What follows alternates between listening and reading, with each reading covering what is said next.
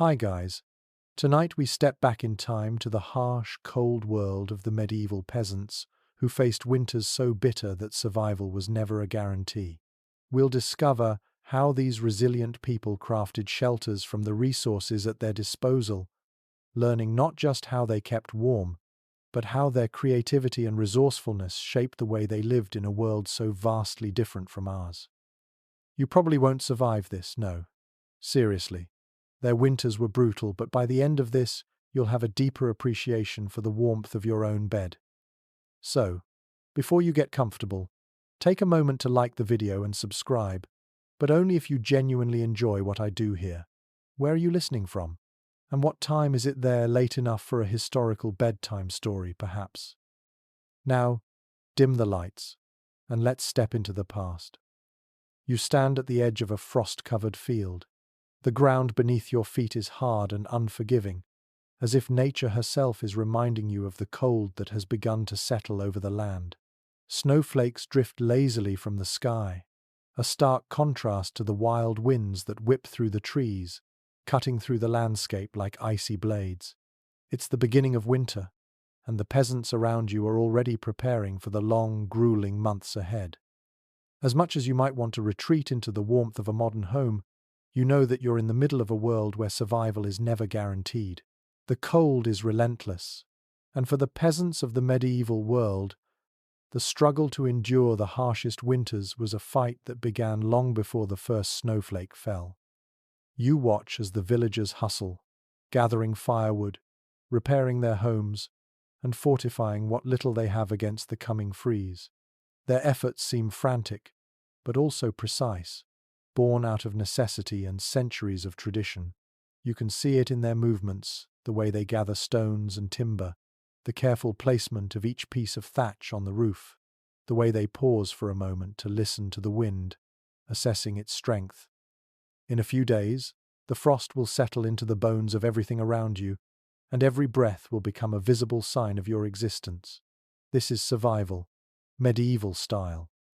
For the peasants, winter is not just a season, it is a trial of endurance. The homes they inhabit, humble as they may seem, are the very things that will determine whether they live or die. They must rely on these structures not only for shelter, but for warmth, protection, and a semblance of comfort in an unforgiving world. You're about to enter their world, where every decision has life or death consequences. Welcome to the coldest of winters, where the art of shelter building takes on a new meaning. It's a tough existence. You probably won't survive this, but you will learn something valuable about how these resourceful peasants managed to live through it. The techniques they developed, refined over generations, are more than just survival tactics. They're reflections of the very human spirit that refuses to be crushed under the weight of winter's harshness. So, as you stand here in the snow, surrounded by the buzz of activity, take a deep breath and look around. Everything you see, the houses, the tools, the people, has been carefully crafted with the singular goal of surviving the winter. Before you get too comfortable, take a moment to like the video and subscribe, but only if you genuinely enjoy what I do here. Where are you listening from? What time is it in your corner of the world? It's late here, and I imagine the quiet is settling in around you, just as it will soon settle in around the peasants. Now, dim the lights, and let's get started on this journey through time. The first step in this winter survival story begins with the preparation, the act of turning nature's harshness into something manageable. As the peasants scatter in search of materials, it's hard to imagine that something so cold and unforgiving can provide the very resources that will keep them alive. The preparations begin before the first snow falls. It's not enough to simply rely on the warmth of a fire and the comfort of a thick blanket. No, in this world, a true shelter is a fortress against the cold, a structure built with careful planning, unwavering hands, and the bounty of nature itself. You're here now, in the heart of a small village, surrounded by the hurried movements of peasants. They know winter will arrive soon, and once it does, it will be unforgiving. This, of course, is just one of the reasons they've already started laying the foundation for their survival. Each action they take is born from a deep understanding of the land and the season, knowledge passed down through generations. One of the first things you notice is the simplicity of the structures. The peasant homes, known as cottages or huts, are far from grand, but they're crafted with a deep respect for their surroundings. What looks like a haphazard assortment of logs and straw is, in fact, a highly efficient shelter designed to trap warmth and keep out the harshest elements of the season. These homes are built using resources that are readily available, and the process is a cooperative effort. Everyone in the village contributes in some way, whether by gathering materials, constructing, or providing their expertise. The most important material, without question, is wood. The forests around the village are both a blessing and a challenge.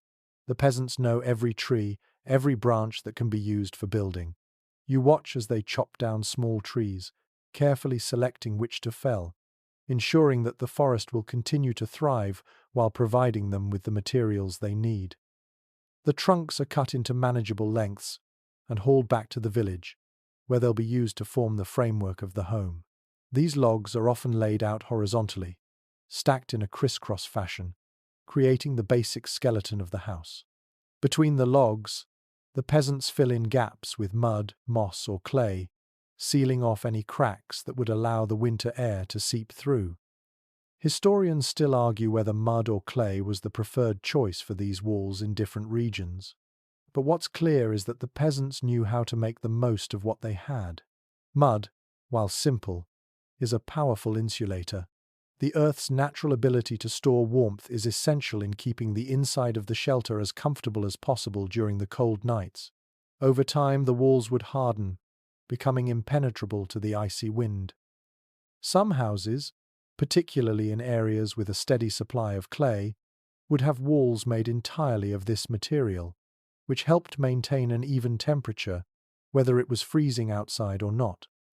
The roof, however, is perhaps the most vital part of the peasant home. With winter snow accumulating quickly, the roof needed to be steeply pitched, so that the weight of the snow wouldn't cause it to collapse. Yet, it wasn't simply about the angle of the roof. The materials used were just as important. Thatched roofs, made from reeds, straw, or even heather, were a common feature. These roofs, though relatively easy to construct, required great care. The thatch was laid in overlapping layers, creating a waterproof barrier that would shed rain and snow alike. Over time, the weight of the thatch would compact, making it even more effective at keeping the cold at bay. In many villages, the roof was the first line of defense against the brutal winter, and its construction was a skill passed down from elder to apprentice, from generation to generation. But there's more to these shelters than just the materials. The placement of the home within the landscape is another aspect that ensures the peasant's survival. You might think that a house is just a house, but here, everything is deliberate. The orientation of the building where it faces was a key consideration in maximizing exposure to sunlight during the day. You see, sunlight, however weak, was a precious commodity.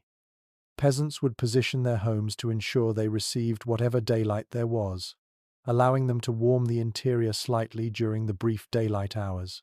In many cases, the homes were also built on slightly raised ground, to avoid the dampness that would inevitably settle in the lowlands during winter.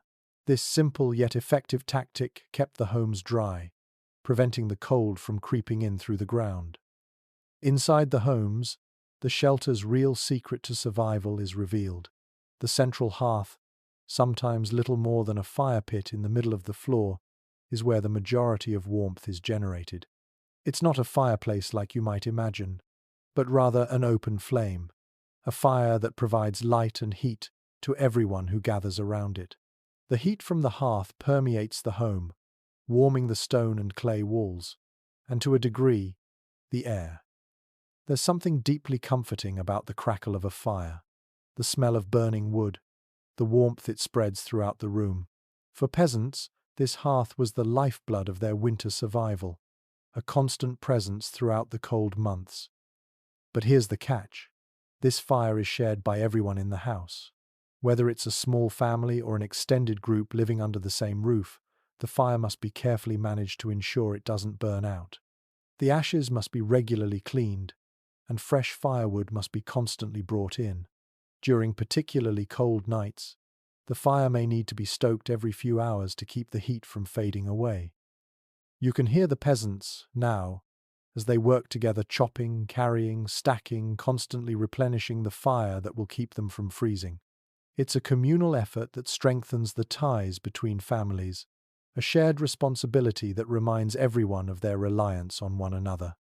Historians still debate how the communal aspect of firewood collection evolved in various parts of medieval Europe.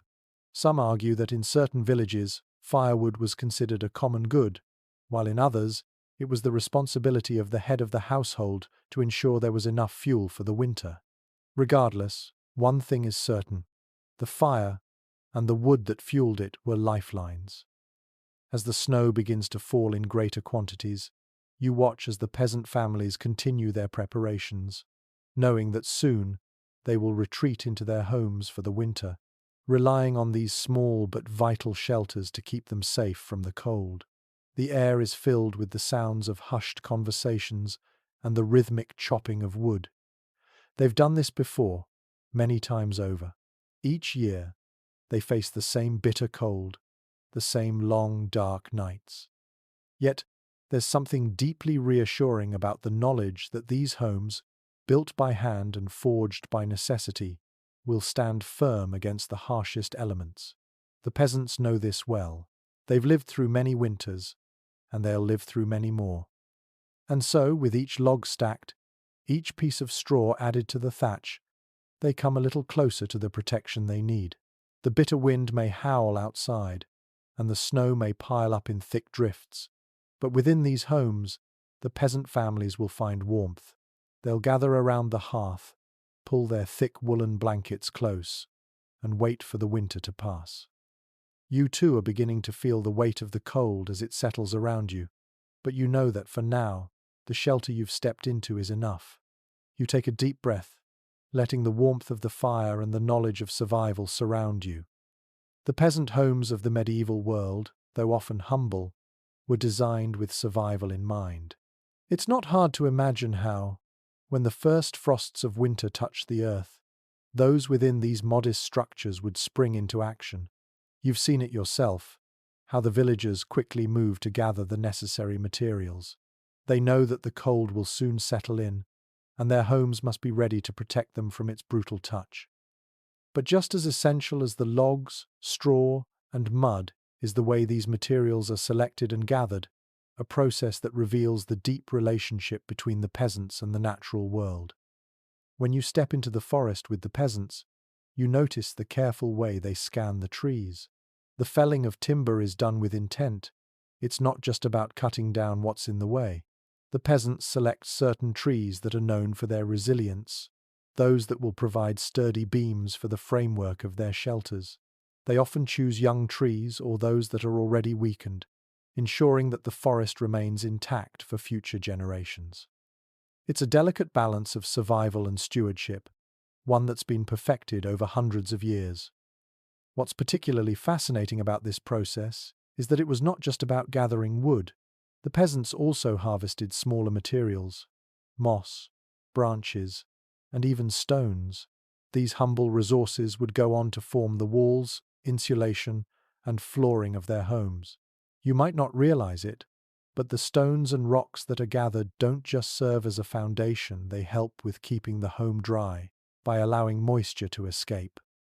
This simple yet brilliant technique ensures that the home doesn't become a damp, freezing shelter when the frost sets in. One particularly curious aspect of shelter building is the use of moss. In many regions, moss was harvested from the forest floor to provide an insulating layer between the wooden framework of the house. It's easy to overlook, but moss, with its natural ability to trap moisture and air, provided an additional barrier against the cold. The peasants would layer it between the logs, further reducing the wind's ability to sneak through the cracks. It's a surprising use of nature's elements, and it speaks to the ingenuity of these people who, by necessity, turned the forest into their greatest ally. Now, If you take a closer look at the walls of these homes, you'll see the mud and clay at work. While many think of medieval houses as crude, little more than shelters thrown together hastily, the reality is much more complex. You'll notice that the peasants were meticulous when it came to filling in the gaps between logs. The mud used to seal the walls was mixed with straw, which not only helped bind the mixture together but also added an element of flexibility. This mud would dry hard, but the straw would give it just enough give to avoid cracking. The peasants were, in essence, creating a living structure, one that would expand and contract with the changing seasons. There's still an ongoing discussion among historians about whether the use of straw in the mud mix was consistent across medieval Europe. Some argue that in northern regions, where the winters were harsher, more straw would have been used for insulation. Others believe that the mix varied more according to local conditions. This debate, while seemingly small, reveals the diverse approaches medieval people had toward building homes that could withstand the cold. And isn't it fascinating that something as simple as straw, so easily overlooked, was crucial to the survival of these communities? Inside the home, the hearth becomes the heart of the peasant's existence. The fire pit is a central feature of the space, and its placement is never random. When constructing the shelter, the peasants always make sure to build the hearth at the heart of the home, literally and figuratively. A well-placed fire not only provides warmth, but also keeps the air within the home dry, reducing the risks of moisture-related illnesses. Smoke, however, is another matter. Without a proper chimney, the smoke tends to curl and linger within the house, especially during the long, still nights of winter. This, of course, leads to a thick, acrid smell that permeates everything. Over time, the interior of the house would be infused with the scent of burning wood, a smell that became almost comforting to those who lived through the cold nights. It's a smell you would come to associate with warmth, with survival. Scholars have long debated whether the constant presence of smoke inside the house was a serious health risk. Some argue that the long exposure to wood smoke could have contributed to respiratory problems, while others maintain that the warm, dry air helped protect against the dampness of winter, which could have led to worse ailments. There's still no clear consensus on this, but what is certain is that the fire was central to both the warmth and the community aspect of the home. The fire brought people together, providing a place to cook, eat, talk, and sleep in relative warmth. It was the lifeblood of the winter months. One unexpected benefit of living in such tight quarters, surrounded by warmth and smoke, was the sense of closeness it fostered. In many ways, this shared experience gathering around the fire, sharing the warmth, enduring the cold together created a strong sense of community. Peasants were not isolated in their homes. They were part of a larger network of families, working in unison to survive the harsh months.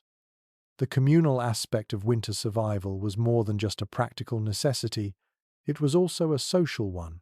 In fact, many families would open their homes to others during the worst of the cold, offering shelter to those who might have less than they did.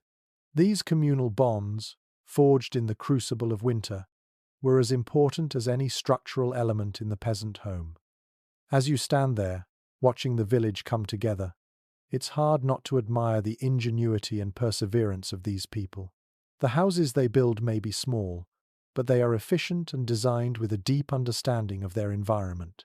Every piece of wood, every layer of mud, every carefully selected stone has been chosen not just for its practical use, but for its role in ensuring survival.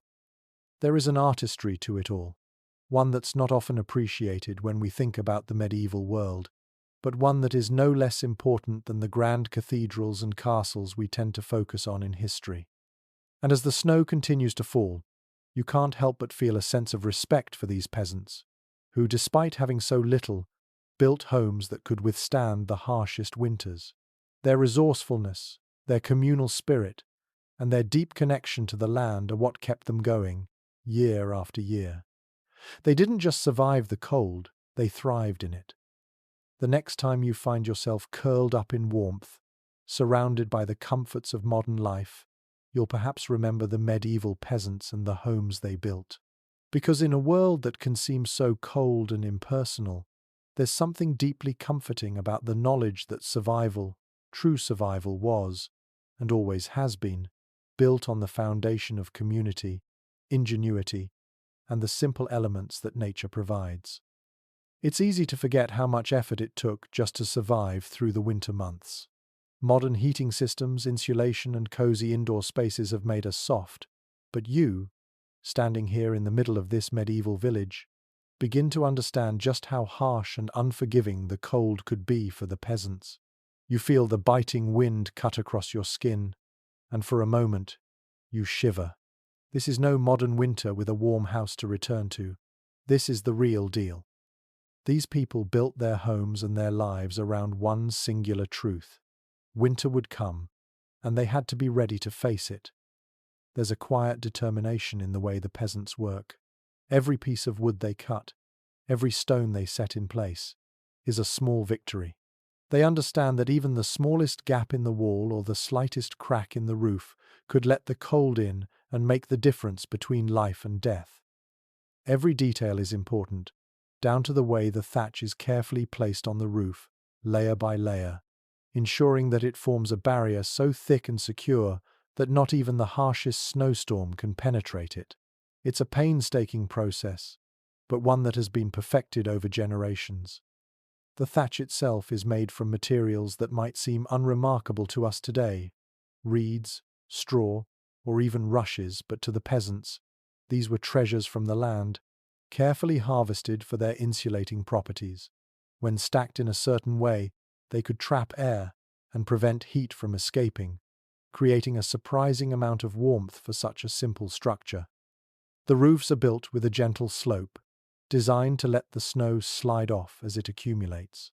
But the real genius is in the way the layers of thatch interlock, creating a tightly woven surface that doesn't just keep out the snow, but also protects against the wind. The materials are carefully chosen and layered to create a waterproof membrane. But that's not enough. The peasants also use animal fat, often from pigs, to coat the roof, giving it an added layer of water resistance. It's a practice that might seem strange to us today, but when you consider how quickly the weather can turn against you, it makes perfect sense. One of the most interesting tidbits about this technique is that many peasants didn't just use animal fat for waterproofing the roof, they'd also use it to seal the walls, a clever way of ensuring the cold didn't find its way into the home.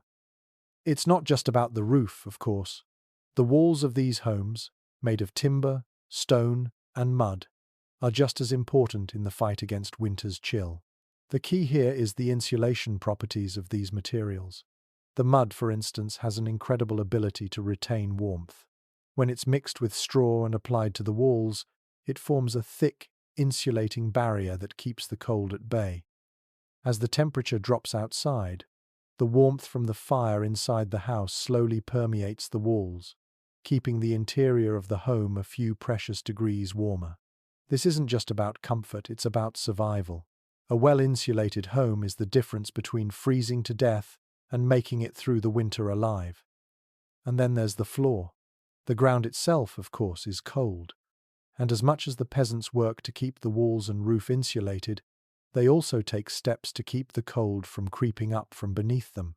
The floor, like the walls, is often made of a combination of stone and clay, creating a solid surface that doesn't absorb moisture. The peasants will sometimes cover the floor with rushes or straw, which adds a layer of warmth and comfort. It's a simple technique, but effective in preventing the cold from seeping up through the ground and into the home. In some cases, where the winters were particularly harsh, they even used animal skins to cover the floors, creating a warmer surface to walk on during the long months of winter.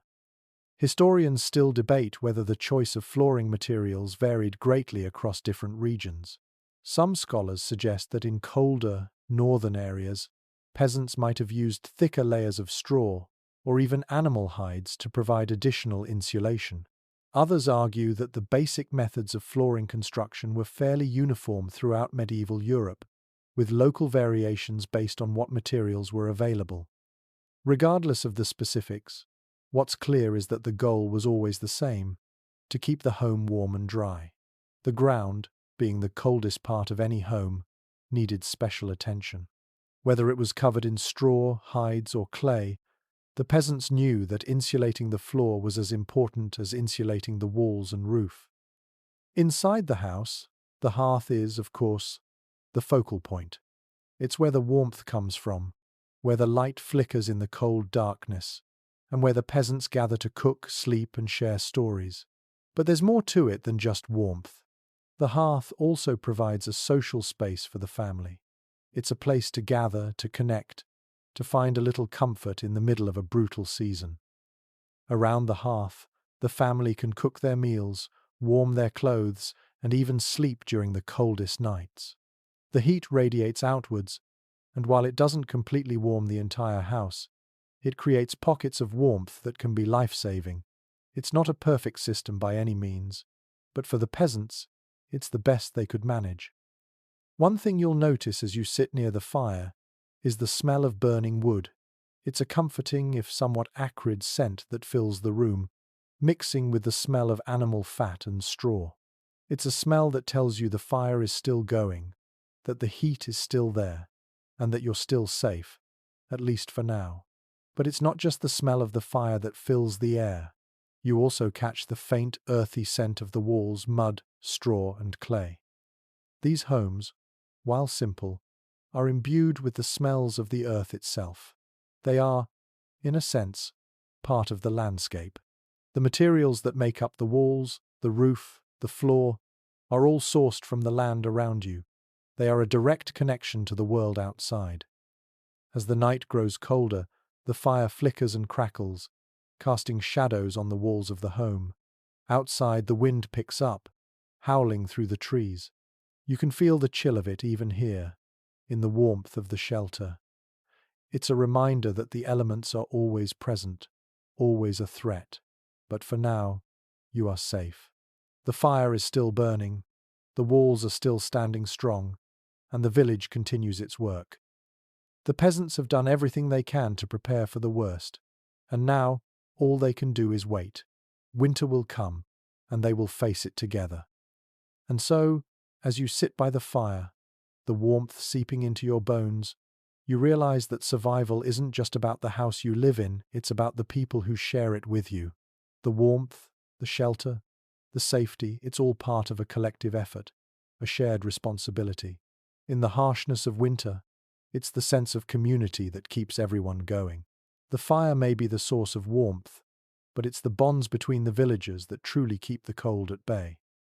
The days seem to stretch on forever as winter settles in. The wind howls outside, a constant reminder of the world beyond the shelter, one that's cold, unforgiving, and utterly relentless. Inside the home, however, a different kind of life unfolds. You can hear the crackle of the fire, the soft murmur of voices, and the occasional creak of the timber as the house settles into the night. This is where life slows down, where time takes on a different rhythm. It's a world that, for all its discomforts, provides a strange kind of peace. The peasants know that winter is long, and it's not just the cold they must contend with. The lack of sunlight during these months takes a toll on everyone. They've seen it before. The slow drag of winter, the long nights that seem to stretch on without end. The hearth remains the center of it all, keeping the space warm and providing a place for the family to gather. But it's also where the routine of life shifts. People eat, talk, work, and sleep around the fire, rarely straying far from its warmth. For some, the hearth is a sanctuary, offering a brief escape from the biting cold that awaits just beyond the door. As the days grow shorter and the nights colder, you begin to notice just how much more labor-intensive life becomes. Keeping the fire burning takes work. Firewood must be constantly chopped and brought in. The ashes must be cleared regularly to ensure the fire doesn't die out. And then there's the matter of food. The peasants aren't just sitting idly by, warming their hands, they're also working tirelessly to ensure they have enough to eat. The harvest may have been plentiful in the fall, but now, during the dead of winter, their supplies are dwindling. They have learned, over the years, the importance of stockpiling. The stores of grains, root vegetables, and preserved meats are all that stand between them and starvation. One of the most striking aspects of medieval winter life is the way the peasants use every available resource to its fullest. There is no waste. Everything is reused, repurposed, and recycled. The firewood, for instance, is carefully rationed. Each log is chopped to maximize its use, and every scrap of wood that can't be burned is either used for another purpose like furniture or tools, or it's kept aside for the next fire. The same goes for food. Every part of the animal is used, nothing goes to waste. Bones become soup stock.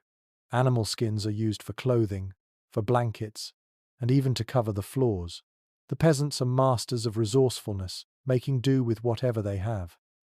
This extreme economy of resources, though born out of necessity, also reflects the deep connection these people have with the land. They understand that nothing is disposable.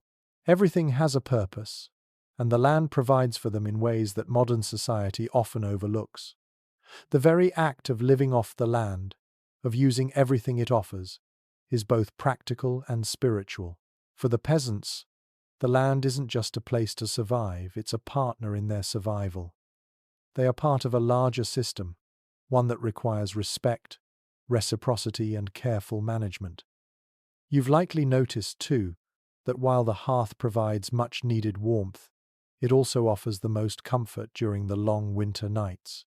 It's not just the warmth of the fire that draws the peasants to its glow, it's the sense of community it fosters. The fire is a place where everyone comes together, where stories are shared, and where the world outside can momentarily be forgotten. In the flickering shadows, the peasants can laugh, cry, and reflect. The harshness of the winter doesn't seem as oppressive when they are gathered in the warmth of the hearth. The fire, in many ways, is their lifeline not just for warmth, but for their emotional survival as well. Interestingly, this communal gathering around the hearth is not just a social custom. Historians continue to explore the psychological importance of such gatherings. Some suggest that the act of coming together around a shared fire helped to foster a sense of safety and belonging, which was vital in a world where the threat of hunger, disease, and death was ever present. The communal aspect of the fire, in fact, might have been one of the key factors in helping medieval peasants to endure the psychological stress of winter. Without these shared moments of connection, the isolation and fear of the cold could easily have been overwhelming. But while the hearth may provide warmth for the body and the soul, the outside world is a much harsher place. The wind continues to howl, and the snow piles higher with each passing day. The peasants know that the real challenge of winter is not just staying warm, it's staying alive. The cold doesn't just creep into your bones, it creeps into the very fabric of your life. The longer the cold lingers, the more difficult it becomes to maintain any semblance of normalcy. The simple act of gathering firewood becomes a struggle. The task of keeping the hearth burning becomes increasingly taxing, and the burden of managing limited resources weighs heavily on everyone. Yet, despite all of this, the peasants persevere. The work doesn't stop just because winter has arrived. You'll see peasants in the field even on the coldest days, cutting more wood, hunting game, or tending to the animals. Some of the bravest may even venture to market, making sure their supplies are topped off, though these trips are fraught with danger. The roads are slick with ice, the risk of frostbite looms over every step, and the cold air bites at their skin with every breath they take. But they press on, knowing that survival requires a constant effort. Their lives are defined by this relentless drive, this continual push to stay ahead of the cold. There is no time to rest for long, no time to grow complacent. A quirky little fact you might not have expected. During these long, frozen months, it's not uncommon for peasants to build makeshift shelters in the woods or fields, temporary structures that serve as refuges from the biting cold when firewood or food runs low. These shelters might be nothing more than a few branches and a blanket of snow, but in a pinch, they can provide enough protection to keep someone alive for a short time. It's a harsh existence, but it's one that speaks to the ingenuity and resilience of the people. This world, as you observe it, is nothing like the warmth and ease of modern living, but in its own way, it is beautiful. The way the peasants have adapted to the cold, the way they use every scrap of the land to survive, and the way they come together in the face of adversity, it's a testament to human resilience. As the winter winds howl outside and the fire crackles within, you realize that survival is not just about building walls and roofs. It's about building community, about finding warmth not just from the fire, but from each other. The frost is unrelenting as you sit by the fire, the crackling warmth of the hearth drawing you deeper into the atmosphere of this medieval winter. The outside world is a desolate landscape, swallowed up by snowdrifts and howling winds. Yet here, inside this humble home, there is a quiet kind of life that continues to unfold despite the cold. In the flickering light, you begin to notice the small details, the worn wooden beams that have supported this home for years, the carefully placed stones that form the foundation, and the simple furnishings that provide comfort, however meager, to the family within. You realize just how much these homes are built around the notion of constant adaptation. There's nothing stagnant about them. Each year, the peasants make improvements, sometimes out of necessity, sometimes out of ingenuity. The survival instinct, it seems, is as much about adaptation as it is about endurance. Every season, they learn something new about how to survive the cold. The roofs are repaired, the walls patched, the wood replaced. Nothing is ever truly finished, because the challenge of winter is never over. One aspect of these homes that you'll notice as you gaze around the room is how the space is divided. Despite the cold and the cramped quarters, the peasants have learned to maximize every inch of space. The home is not just a shelter from the elements.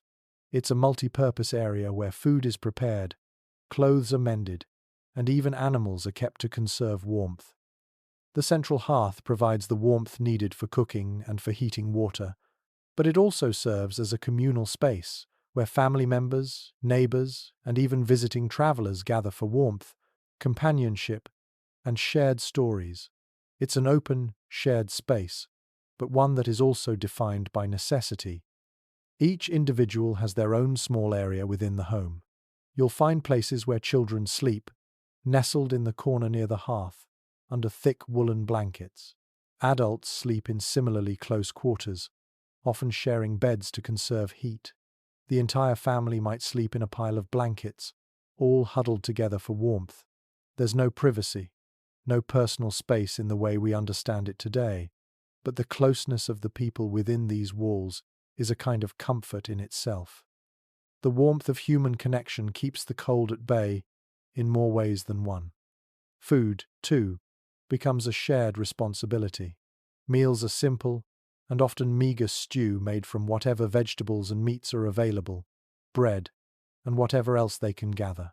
Peasants are skilled at making do with what little they have. Meat may be salted and preserved, while root vegetables are stored in cellars, ensuring they last through the worst of the winter. Grain is carefully rationed, and bread is baked as needed, always with an eye on the dwindling stores. The smell of cooking food mingles with the scent of burning wood, creating an oddly comforting atmosphere despite the scarcity of resources. Everyone has a part to play in ensuring that the meals are prepared, even the children, who learn from an early age how to fetch water, gather kindling, or help with other small chores. One thing that stands out in these homes, as you sit in the warmth of the firelight, is the intricate layering of survival. The peasant's approach to winter isn't just about building a shelter or making food. It's about building a system that supports life on multiple levels. It's a system of cooperation, resourcefulness, and above all, survival. Each element plays a role, from the placement of the home, to the gathering of firewood, to the way food is stored and rationed. The peasants live in a delicate balance, constantly adjusting and adapting, making sure that everything works in harmony to keep them alive.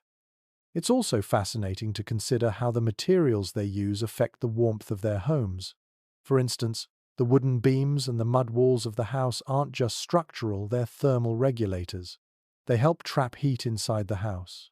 And over time, The warmth from the fire in the hearth slowly seeps into the walls and beams, making the home more comfortable. The design is both practical and innovative, with everything working together to keep the temperature as stable as possible. What might seem like simple materials to us, wood, mud, straw are in fact carefully selected and placed for their insulating properties. The peasants have an intimate understanding of their environment and how best to use the resources around them. You might find it surprising, but scholars have long debated the degree to which medieval peasants understood these natural systems. Some argue that they had an intuitive knowledge of insulation and thermal regulation, passed down through generations, while others maintain that much of this knowledge was learned through trial and error, with the peasants adapting to what worked best over time. It's likely that both of these factors played a role, but what's clear is that the peasants knew exactly what they needed to do to survive the winter, and they did it with remarkable efficiency. Perhaps one of the most interesting aspects of these homes is the way they reflect the rhythms of the seasons. The changes in temperature, the lengthening and shortening of the days, all of these factors influence life within the house. In the winter, when the cold is most intense, the peasants huddle together near the fire, sharing warmth and comfort. As spring approaches, they'll begin to venture outside more frequently, repairing the house, gathering food, and preparing for the coming season. The home in this sense becomes a living thing, constantly adapting to the needs of the people inside and the demands of the world outside. But for now, in the dead of winter, the focus is on survival. Every decision, every task, is centered on keeping the cold at bay. And in the flickering light of the hearth, you realize just how much of life is about endurance, about making it through the tough times. The peasant's home is more than just a shelter, it's a testament to the resilience of the human spirit, a reflection of the way people can adapt to even the harshest of conditions. As you sit there, warmed by the fire, you begin to appreciate the simplicity of it all. The fire, the thatch, the mud, it's a world that seems far removed from the comforts we know today. But it's also a world that speaks to something deep inside us, something primal. The need for warmth, for safety, for survival. It's a universal human experience, one that transcends time and place. The peasants, in their quiet resilience, have shown you just how far we've come, and yet, in many ways, how much we remain the same. The fire burns steadily in the hearth, its flickering light casting long, soft shadows on the walls of the home. Outside, the world remains frozen, an endless sea of white and ice. The peasants huddle together inside, their lives centered around the heat that comes from this one central fire. There's no easy way to avoid the cold during these months, no magic spell to ward off the frost. The harsh winds of winter blow unrelenting against the thatched roofs, sending a chill through the timber walls. But within these homes, despite the harshest of elements outside, there is warmth, a warmth that is fought for every day. One of the essential tasks that consume the peasants' time in the winter is firewood. A steady supply of firewood is the lifeblood of survival. Without it, warmth disappears, and the cold will creep into every corner of the house. The peasants know that firewood isn't just about warmth, it's about life. The careful selection of wood, the cutting, and the stacking each of these tasks must be done with precision. The firewood must be kept dry, for wet wood won't burn well, and a damp fire will only add to the chill. The effort to gather, chop, and store wood for the winter is immense. In the forests, the peasants work as a community, felling trees and collecting wood, ensuring that there will be enough to keep the fire burning. Each piece of firewood is precious. You see, it's not just about gathering logs. The peasants carefully chop the wood to ensure it burns evenly and slowly. They understand that the fire must burn long enough to provide warmth for hours, not just a quick blaze that dies out within minutes. And so, every log is measured and stacked with purpose. The effort to gather the wood is a testament to how deeply the peasants respect their resources. There's no waste.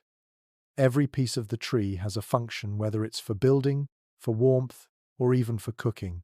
They understand that to survive the winter, they must use what the forest provides in the most efficient way possible.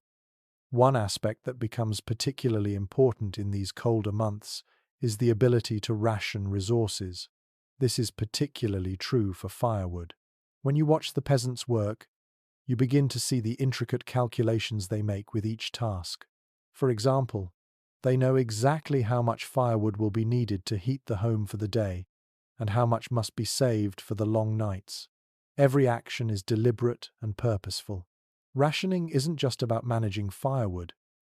It's about managing everything they have: food, warmth, and even their energy. It's also interesting to think about the roles firewood and the fire itself played in the social fabric of peasant life. The hearth, of course, was the center of the home, but it also played a larger role in the community. In many villages, the fire wasn't just a private matter, it was communal. Families would sometimes share firewood and hearth space, especially during particularly harsh winters.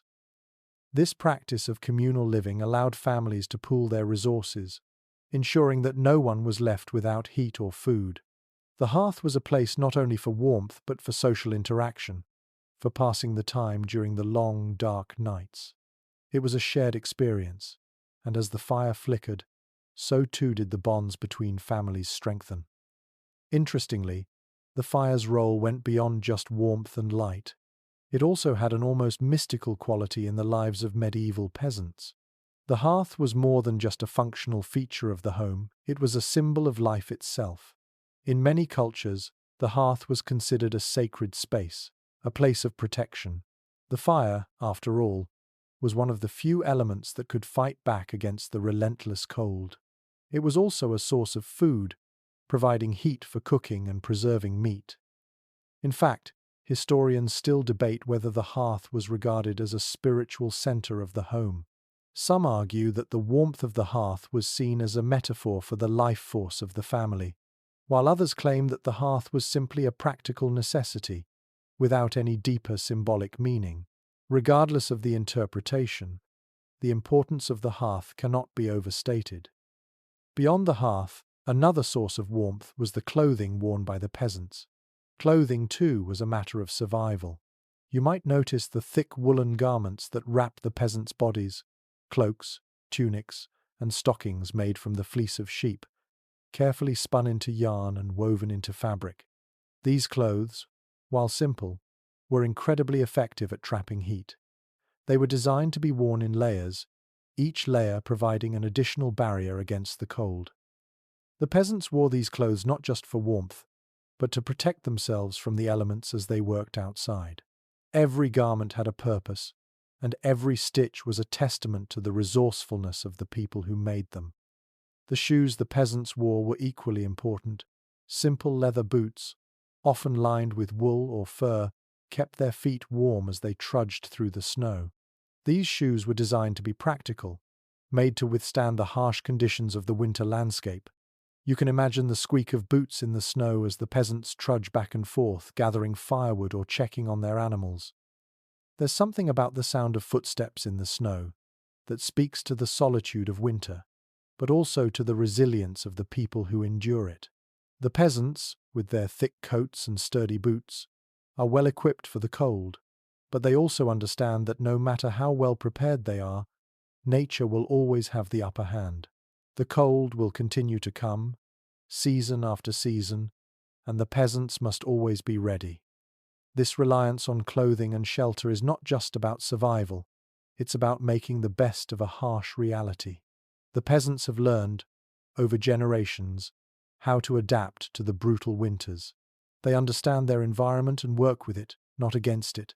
The clothes they wear, the homes they build, the fire they maintain, all of these are carefully designed to ensure they make it through the cold.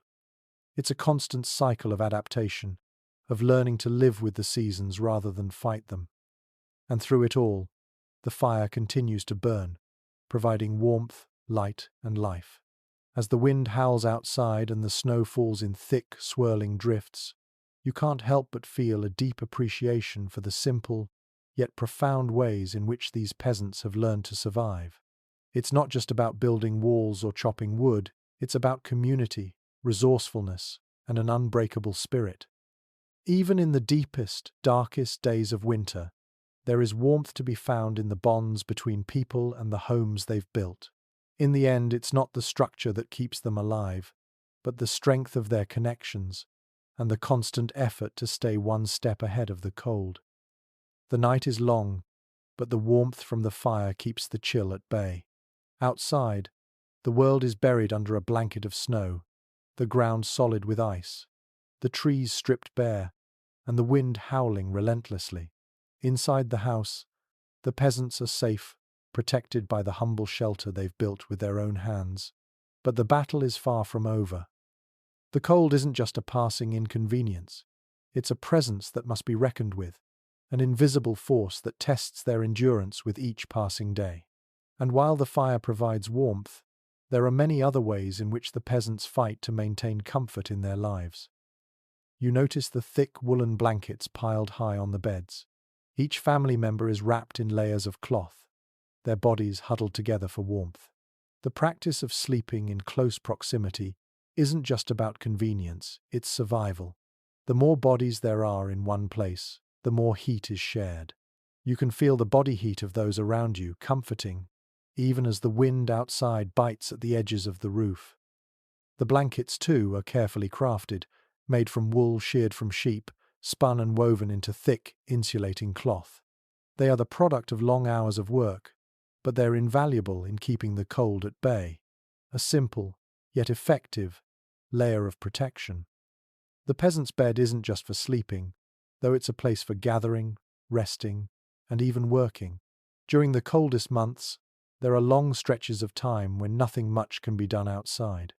The earth is frozen, and the work that must be done is limited to what can be handled indoors. This is when the true value of these small homes becomes clear. They are not just shelters from the cold, but hubs of activity and life. It's where children are taught, where tools are repaired, where clothes are mended, and where stories are shared. These humble spaces, though cramped and unadorned, are vital to the survival of the community. You might not think much of the hearth smoke or the smell of damp wool, but for the peasants, these things are comforting. The air is thick with the scent of burning wood and the subtle tang of animal hides drying by the fire. The crackle of the fire is a constant companion, providing both warmth and light in the long, dark evenings. Without this light, the night would feel endless. The fire also provides a measure of safety. There's comfort in knowing that the hearth will keep the house warm, and that it serves as a barrier between the freezing cold outside and the warmth within. The fire also symbolizes something deeper. It's a symbol of life. As long as the fire burns, so too does the hope of survival. But it isn't just the fire that keeps the home habitable during the winter months. There's the constant effort to keep the shelter in good repair.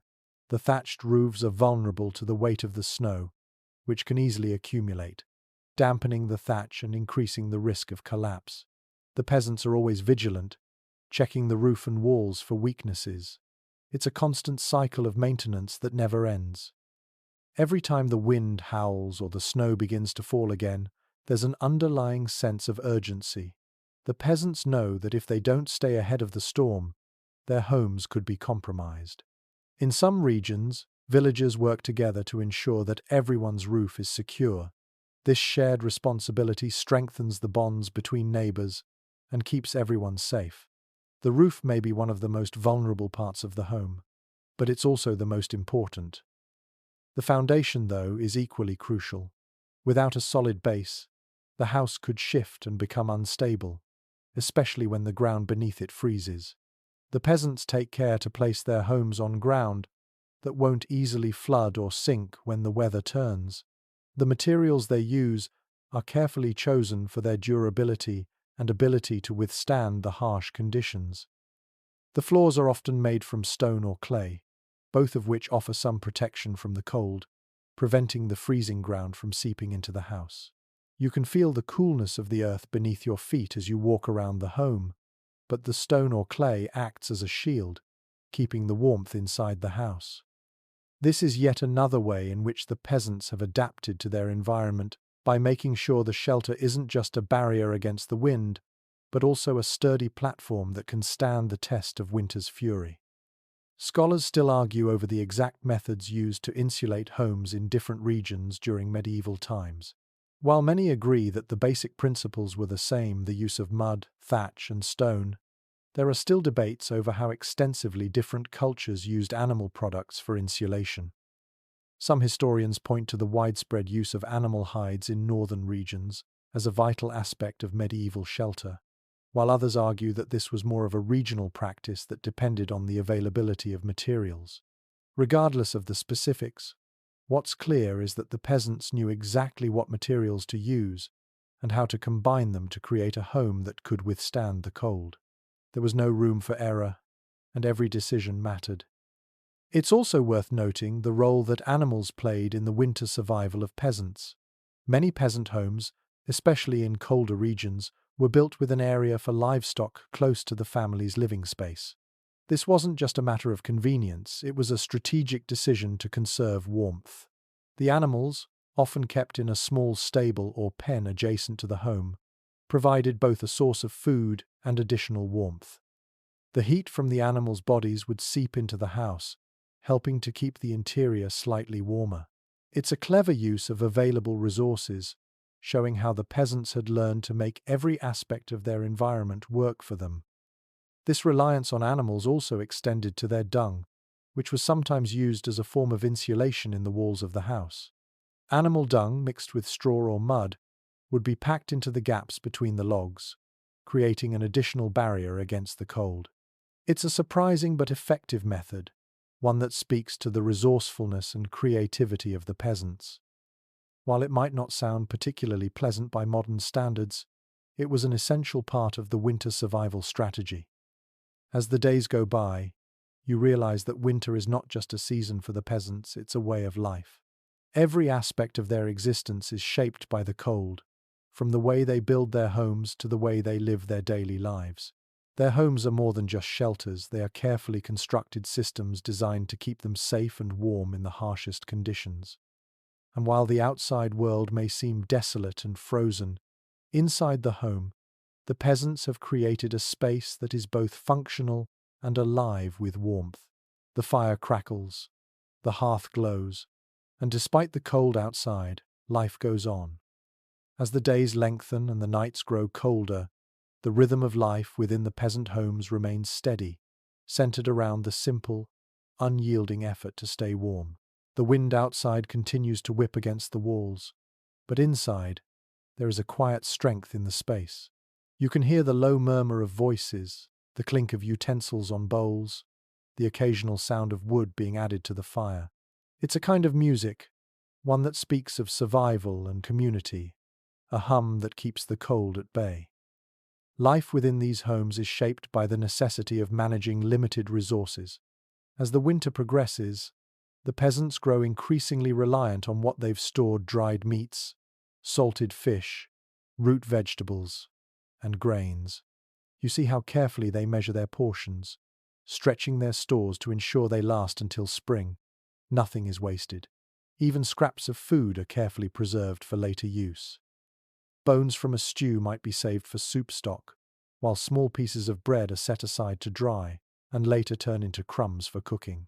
You notice how nothing, not even a single morsel, goes unused. Every part of the food they've gathered is put to good use, showing just how deeply ingrained the lesson of frugality is in their daily lives.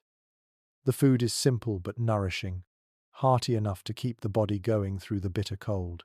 The stews simmer slowly over the fire, their rich aroma filling the small space.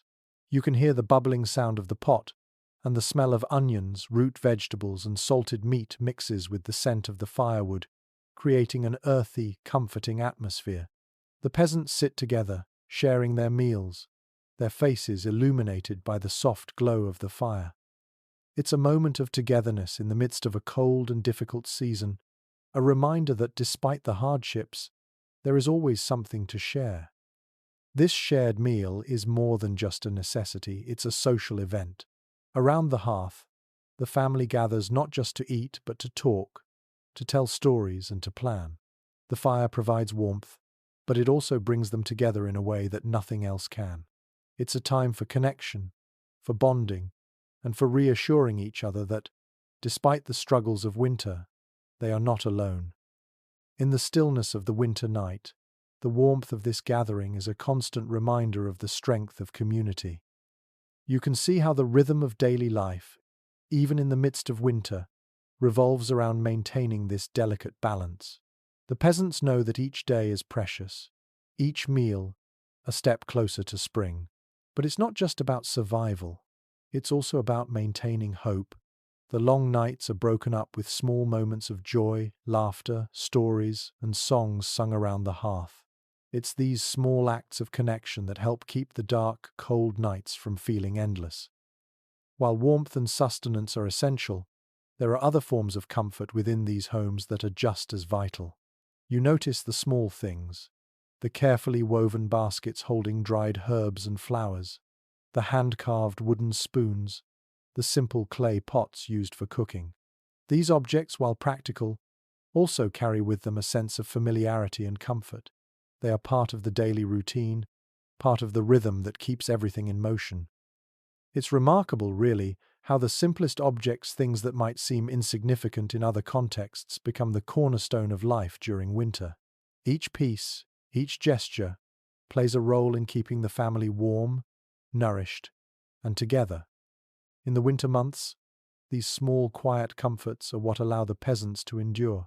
The blankets, the food, the warmth of the fire, these are the things that help them survive, but they also make life worth living. There's a deep understanding that, though the cold may be relentless and the nights may be long, the connections between people, family, neighbors, and the community at large are what truly sustain them. You can't help but admire this resilience, this quiet strength that permeates everything they do. They live with a kind of grace that comes from enduring hardship together, and their warmth doesn't just come from the fire, it comes from the bonds they share. It's also interesting to think about how this communal living, this sharing of warmth and resources, differs from what we know today. In the modern world, it's easy to forget that survival often depended on the collective effort of a community. We have heating systems, insulated walls, and modern conveniences that allow us to live in relative comfort, even during the harshest winters. But here, in the medieval village, warmth is something that must be earned, something that comes only through hard work, careful planning, and the willingness to share with those around you. The hearth is a symbol of this effort, a source of both physical and emotional warmth. But survival, as you've seen, isn't just about keeping the fire burning. It's also about finding ways to make the most of every resource available. The peasants know how to stretch their food, how to make their homes as warm as possible, and how to support one another through the darkest days of the year. And when the food supply grows scarce, when the firewood runs low, they find ways to make do. This ability to adapt, to stretch every resource, is what keeps them alive during these brutal winters. It's what allows them to endure, year after year, through the harshest conditions. And even though the cold winds continue to howl outside, even though the earth remains frozen and the nights seem to stretch on endlessly, there's a sense of quiet strength in the air. The peasants know that, no matter how harsh the winter may be, spring will come, the warmth will return, the snow will melt, and the cycle of life will begin again. They know this because they've lived it before, and they'll live it again. The fire will burn brighter, the hearth will glow with warmth, and the earth will come alive once more. In the meantime, the peasants continue to huddle together, finding warmth not just in the fire but in each other. As the cold wind howls outside, they hold their families close, working together to endure the winter. The challenges of survival are ever present, but they face them with a quiet dignity, knowing that no matter how harsh the cold may get, they are stronger when they face it together. The nights stretch on, each one colder than the last, as the endless rhythm of winter continues to envelop the world. The wind howls outside, but inside the peasant home, a strange stillness settles. You hear the soft crackling of the fire, the gentle whisper of the wind outside, and the occasional sound of feet shifting or the shifting of blankets. The warmth from the hearth is a constant presence, its flames dancing in the fire pit, but it doesn't just provide physical warmth. It offers a sense of comfort, of familiarity, of home, a reprieve from the relentless cold that hovers just beyond the walls. As the days pass, you notice how every small detail contributes to the survival of this household. There's no room for error, no space for excess. The peasants are careful, precise, always thinking ahead. Every scrap of food is accounted for, every piece of firewood has a purpose. You've seen how the family works together to maintain the fire, to prepare their meals, to take turns keeping the hearth fed with wood. It's not just about physical survival, it's about living in harmony with the resources they have, doing their best to balance their needs with the realities of the season. You can't help but wonder how these people manage to endure the harshness of the winter year after year. It's not just the homes they've built, the food they've stored, or the fire they maintain. It's something more, their deep understanding of how to live with the seasons, how to adapt, how to take what the land offers and make the most of it. The medieval peasants have developed a finely tuned relationship with their environment, a relationship built on observation, patience, and resilience. Take, for example, the way they store food. You've seen the root cellars, dug deep into the frozen earth, their cool interiors preserving vegetables, fruits, and grains for the long winter months. These cellars are simple but effective, the dirt and stone providing insulation, protecting the food from the frost outside. Inside these cellars, you can almost hear the quiet hum of life continuing, even as the world outside has grown still and frozen. The peasants know that their survival depends on having enough food to make it through the winter. They carefully store what they've harvested in the fall, ensuring that they won't run out of supplies before the spring thaw. In some ways, these cellars are like small vaults of hope. Each jar of preserves, each bag of grain, each root vegetable is a promise that they can survive until the earth wakes up again. The peasants also know that the heart of their survival isn't just about physical things, it's about community. And this winter, more than ever, it becomes clear that the bonds they share with their neighbors and families are the key to getting through these long months. In times of scarcity, the village works together. Firewood, food, and other necessities are shared, especially when the winter proves harder than usual. The importance of this cooperation cannot be overstated. A family may have more food than they need, but the firewood may be running low, and so they share with others. It's a cycle of give and take that ensures the survival of the entire community. In fact, as you watch the families gather around the hearth, it's impossible to ignore the subtle yet undeniable truth. Survival is a collective effort. Each household depends on the others, even if they don't always realize it. The small acts of kindness, the sharing of firewood, the exchange of food, all these moments build a sense of solidarity. It's a quiet community spirit, one that runs deeper than any individual hardship. Each fire, each shared meal, each helping hand strengthens the foundation of trust that holds the village together. The idea of individual survival takes a back seat to the idea of collective survival. The more you watch, the more you realize that the peasants' resilience isn't just about how they face the elements, it's about how they face them together. This sense of community is woven into every aspect of medieval life, but it is especially important during the winter months. You see, the winter can be isolating. People stay indoors, work slows down, and the days grow shorter and colder. But the hearth, with its fire and its warmth, draws people in, bringing them together to talk, to share, to laugh, and to plan. In this small, humble room, surrounded by thick walls of stone and mud, the peasants find a refuge not just from the cold, but from the isolation that the winter often brings. There is comfort in the shared experience, the knowledge that others are enduring the same struggle. This collective warmth, in both the literal and figurative sense, is what holds them together when the winter seems to stretch endlessly ahead. It's also interesting to think about the importance of this shared space in the context of survival. The home is not just a place of shelter, it's a place of exchange, of communication. When the fire burns low, someone is always there to stoke it, to bring in more firewood, to tend to the needs of the group. Every family member plays a role, and while it may seem like a simple task, the act of maintaining the fire is deeply symbolic of the way the peasants must tend to each other's needs.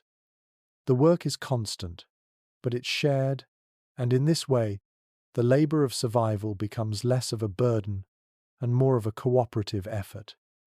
It's no wonder that many of the peasants' customs and traditions were centered around the hearth.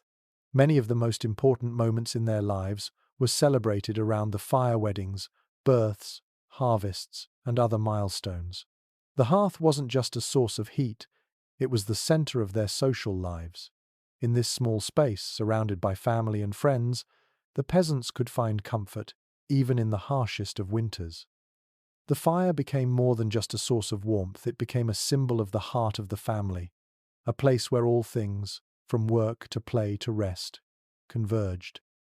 Historians still debate whether the communal nature of medieval life was as pronounced as we think. Some believe that the villages were more individualistic, with each family maintaining a sense of privacy and independence. Others argue that the communal nature of life was essential to survival, and that the bond between families during winter was stronger than any individual differences. One thing is certain, though. In these cold months, the shared experience of survival binds people together in ways that nothing else can. As the fire burns low and the night stretches on, you can feel the weight of winter pressing in on the walls of the home. But inside, there is a quiet warmth that comes not just from the fire, but from the shared experience of survival. The cold is an ever-present companion, but it is also a reminder of the strength of community and the resilience of those who endure it together. The long, cold nights stretch on, the days seeming to bleed together in the endless grip of winter. Yet even in the midst of this frigid monotony, there is a subtle, almost imperceptible shift. The light begins to return, if only slightly. The days lengthen ever so slightly, and with that small change comes a quiet sense of hope. The peasants, though weary from the relentless cycle of survival, feel it too. It's not the hope of immediate relief that is still far off, hidden somewhere in the distant promise of spring, but a quiet, deep-seated belief that the worst of the winter is nearing its end. And with that belief comes a renewed sense of purpose. The hearth continues to burn steadily, but now, the fire is not just a means of survival, it is a symbol of endurance, a reminder of how far they've come. The snow still piles up outside, thick and heavy, but inside, the peasants gather more closely around the fire. The room feels warmer now, though the chill in the air is never truly gone. It's a small warmth, but enough to lift spirits. The firelight flickers, casting gentle shadows on the stone and timber walls, as if the home itself is alive with the energy of survival. You notice, too, that there is a subtle change in the way the peasants move and speak. The heavy burdens they carried throughout the harshest part of the winter seem a little lighter now. There is more laughter around the hearth, more stories told in the soft, flickering light. It's as though the fire itself has breathed new life into them. The rhythm of daily life is still dominated by the work of survival, gathering firewood, tending to the animals, rationing food, but now there's an added sense of anticipation. The peasants know the cold will not last forever, and they begin to make plans for the coming months. Soon, the first buds of spring will emerge, and with them, the promise of renewal. But even as the days begin to stretch longer, you're struck by the quiet tenacity of the peasants. There is no dramatic shift in their behavior. There's no sense of frantic energy. Instead, there's a quiet, steady hope, a knowing that the end of winter will come when it comes, and that until then, the work continues. The focus remains on the fire, the hearth, the warmth of the home, and the shared experience of enduring the cold. Each day that passes brings them closer to the time when the earth will thaw, when they can once again step outside and feel the warmth of the sun on their skin. But for now, the work must continue. The fire crackles and pops as another log is added to the flames. The peasants move efficiently now, their movements more fluid, their attention focused on the tasks at hand. The fire is replenished, The food is prepared, the blankets are adjusted. There is a sense of familiarity in the work, as though each task has become second nature. This is the rhythm of winter: work, gather, maintain, and survive. The cold may still be biting, but the resilience of the people has only grown stronger with each passing day. You can feel the community spirit growing in this small home. As the family works together, their bonds strengthen. They speak to one another with more ease now, exchanging stories and laughter. They share in the small joys of the day: an extra helping of food, a particularly warm fire, the return of the sun, even if only for a few extra minutes. The winter, while still holding its grip, feels just a little less oppressive, a little less consuming. In this small home, in this small village, the peasants have learned how to coexist with the cold, how to face it with patience and strength. The hearth continues to glow, and you notice how much the room has changed. The warmth is no longer just a physical sensation, it's an emotional one, too. The fire becomes a meeting point for the family, a symbol of the warmth they share, both literal and figurative. The fire has, in a sense, become a living, breathing thing, a force that sustains them, that gives them the energy to keep going. It is the lifeblood of their existence, the one thing that holds everything together. Without it, the cold would consume them, but with it, they find warmth, solace, and hope. As you sit by the fire, you realize just how much the fire represents the resilience of the people. It's not just the firewood they gather, the kindling they collect, or the logs they stack, it's the way the fire sustains their spirit. The hearth has become a place of shared energy, where the family gathers to find strength in each other's company, to share their experiences and struggles. The simple act of tending to the fire has taken on a deeper significance. It's not just about survival, it's about ensuring that the warmth, both physical and emotional, remains constant. The fire doesn't just give warmth, it brings life. The peasant homes, simple as they may be, are far from insignificant. They are not just shelters from the cold, they are sanctuaries that hold the lives and dreams of those who live within them. The careful crafting of the walls, the thatched roofs, the choice of materials, all of it is a testament to the peasants' understanding of their world and their ability to adapt to it. But it is the fire, the hearth, the warmth shared around it, that truly makes the home a refuge. The seasons may shift, and the winds of winter may slowly give way to the promise of spring, but for now, the hearth remains the heart of the home. The fire continues to burn, steady and warm, a constant companion in the ever-changing dance with the cold. The peasants, too, continue to endure, holding on to the belief that winter will pass, and that life will return to the earth once again. As the fire crackles, you realize that, in many ways, this is the essence of life. A slow, steady struggle against the elements, a fight to maintain warmth, both physical and emotional, against the cold winds of the world. The arrival of the first signs of spring is a quiet affair, almost unnoticed in the bustle of daily life. The sun begins to shine a little longer each day, its rays weak but persistent. For the peasants, however, it is a monumental shift. After months of cold, of hardship, of endless days spent holed up inside, the promise of spring brings a surge of energy that can almost be felt in the air. The fire still burns steadily in the hearth, but now it seems less of a necessity and more of a comforting habit, something to keep the lingering chill at bay as the seasons slowly begin to change. The family, once huddled closely around the fire for warmth, now starts to stretch their legs a bit, moving about the house with renewed purpose. The work doesn't stop, there are still animals to care for, food to prepare, and repairs to make, but there's an underlying lightness to their movements, an awareness that the worst of the winter is finally over. The world outside is still cold, but the ground has started to soften, and the first signs of green poke through the snow. The promise of renewal is palpable. Life will begin again, slowly at first, but with a steady, unyielding march towards spring. It's remarkable how much the energy in the home changes with the first hints of warmer days. The air no longer feels quite so oppressive, and the windows, though still covered in layers of frost, begin to open more often, letting in the fresh, slightly warmer air. The peasants begin to step outside more, tending to the garden plots that were once buried under a thick blanket of snow. The snow itself, while still present in patches, begins to melt away in the sunlight, revealing the earth beneath. With the thaw comes a sense of renewal, not just in the land, but in the hearts of the people. The fear of winter's cold is slowly replaced with the hope of the new season to come. The food stores that have been carefully rationed over the long winter months are beginning to dwindle. The last of the preserved meats and dried vegetables are being eaten, and the family knows that the transition to spring will require them to find fresh food.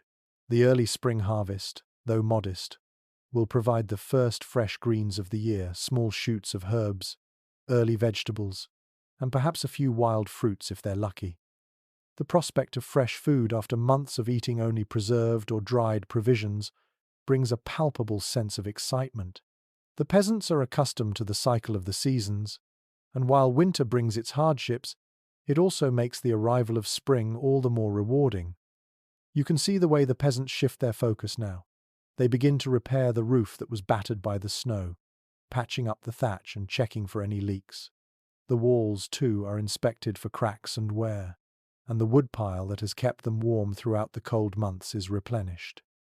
While the house itself is a constant project maintained throughout the year, it's clear now that the repairs are made with a kind of optimism, a recognition that the long, harsh winter is behind them. The work is still important, still necessary, but there's a sense of relief in it. There's a knowing that they will make it to the other side. The hearth, still flickering with flames, becomes a symbol of the transition.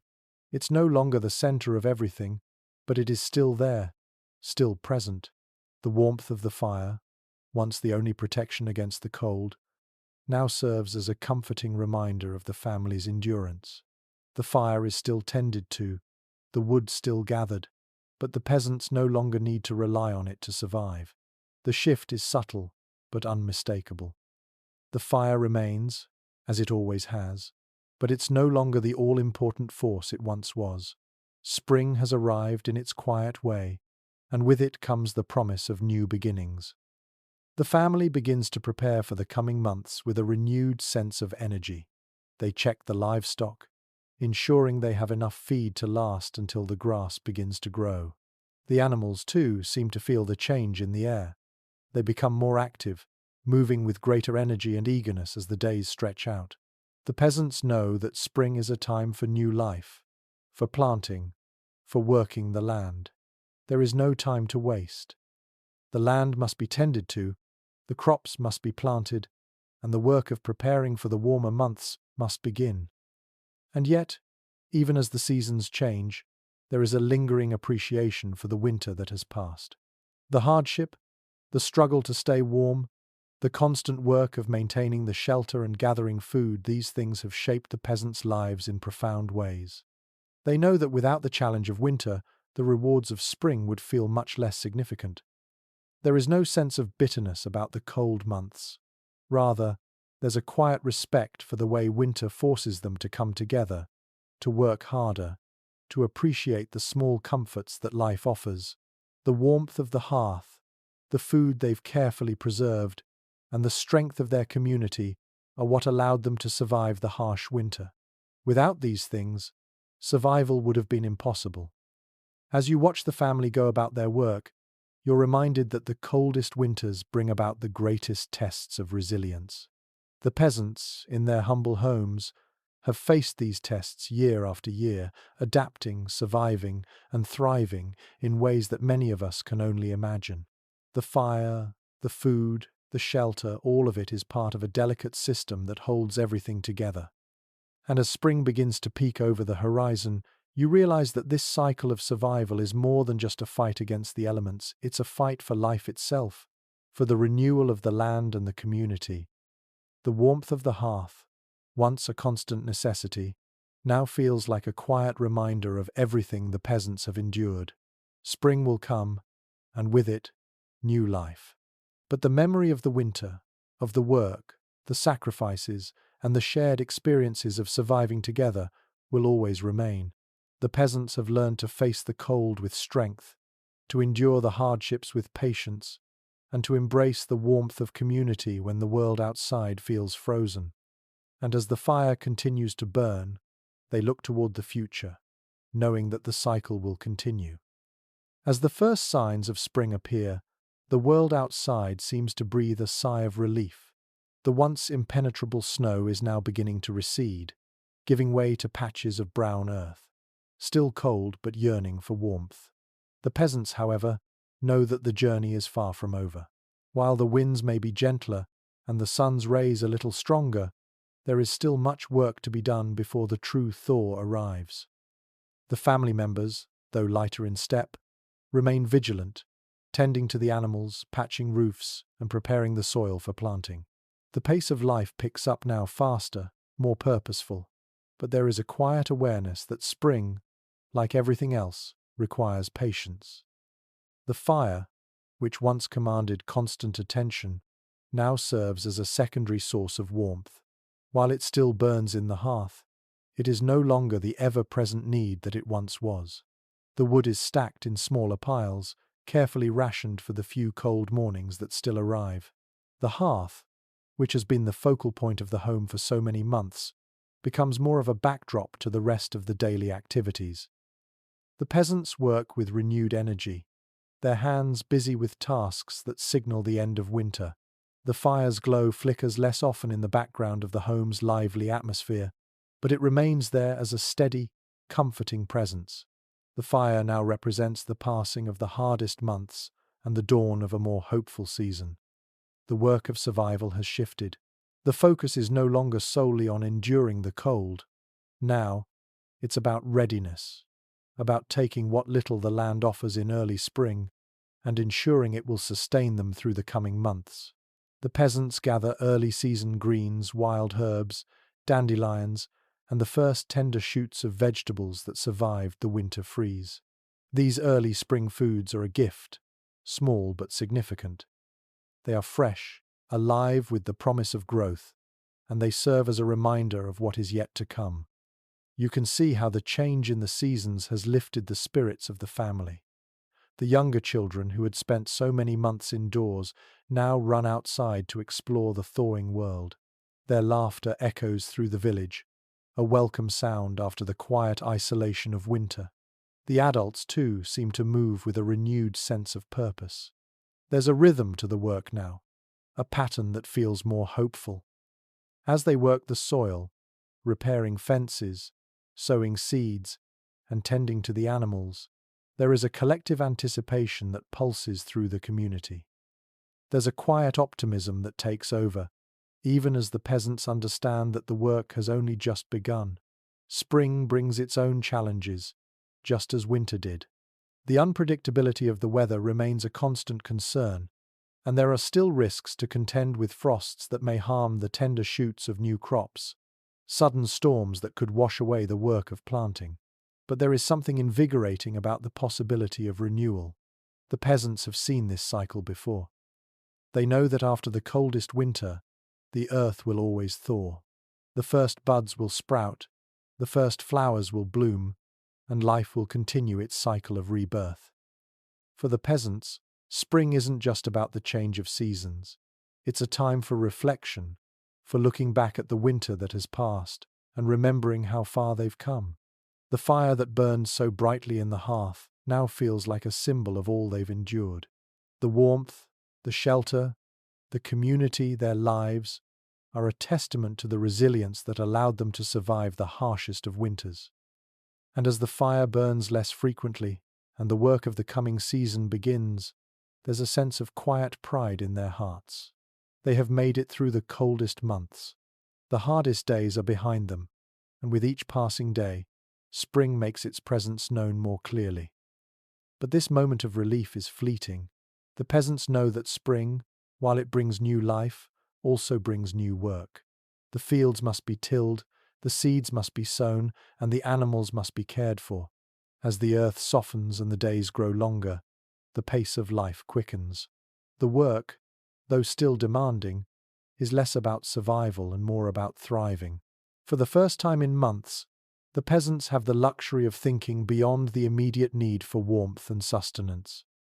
There's time now to think about what the future will bring, the harvest that will feed them, the plants that will flourish, and the animals that will grow.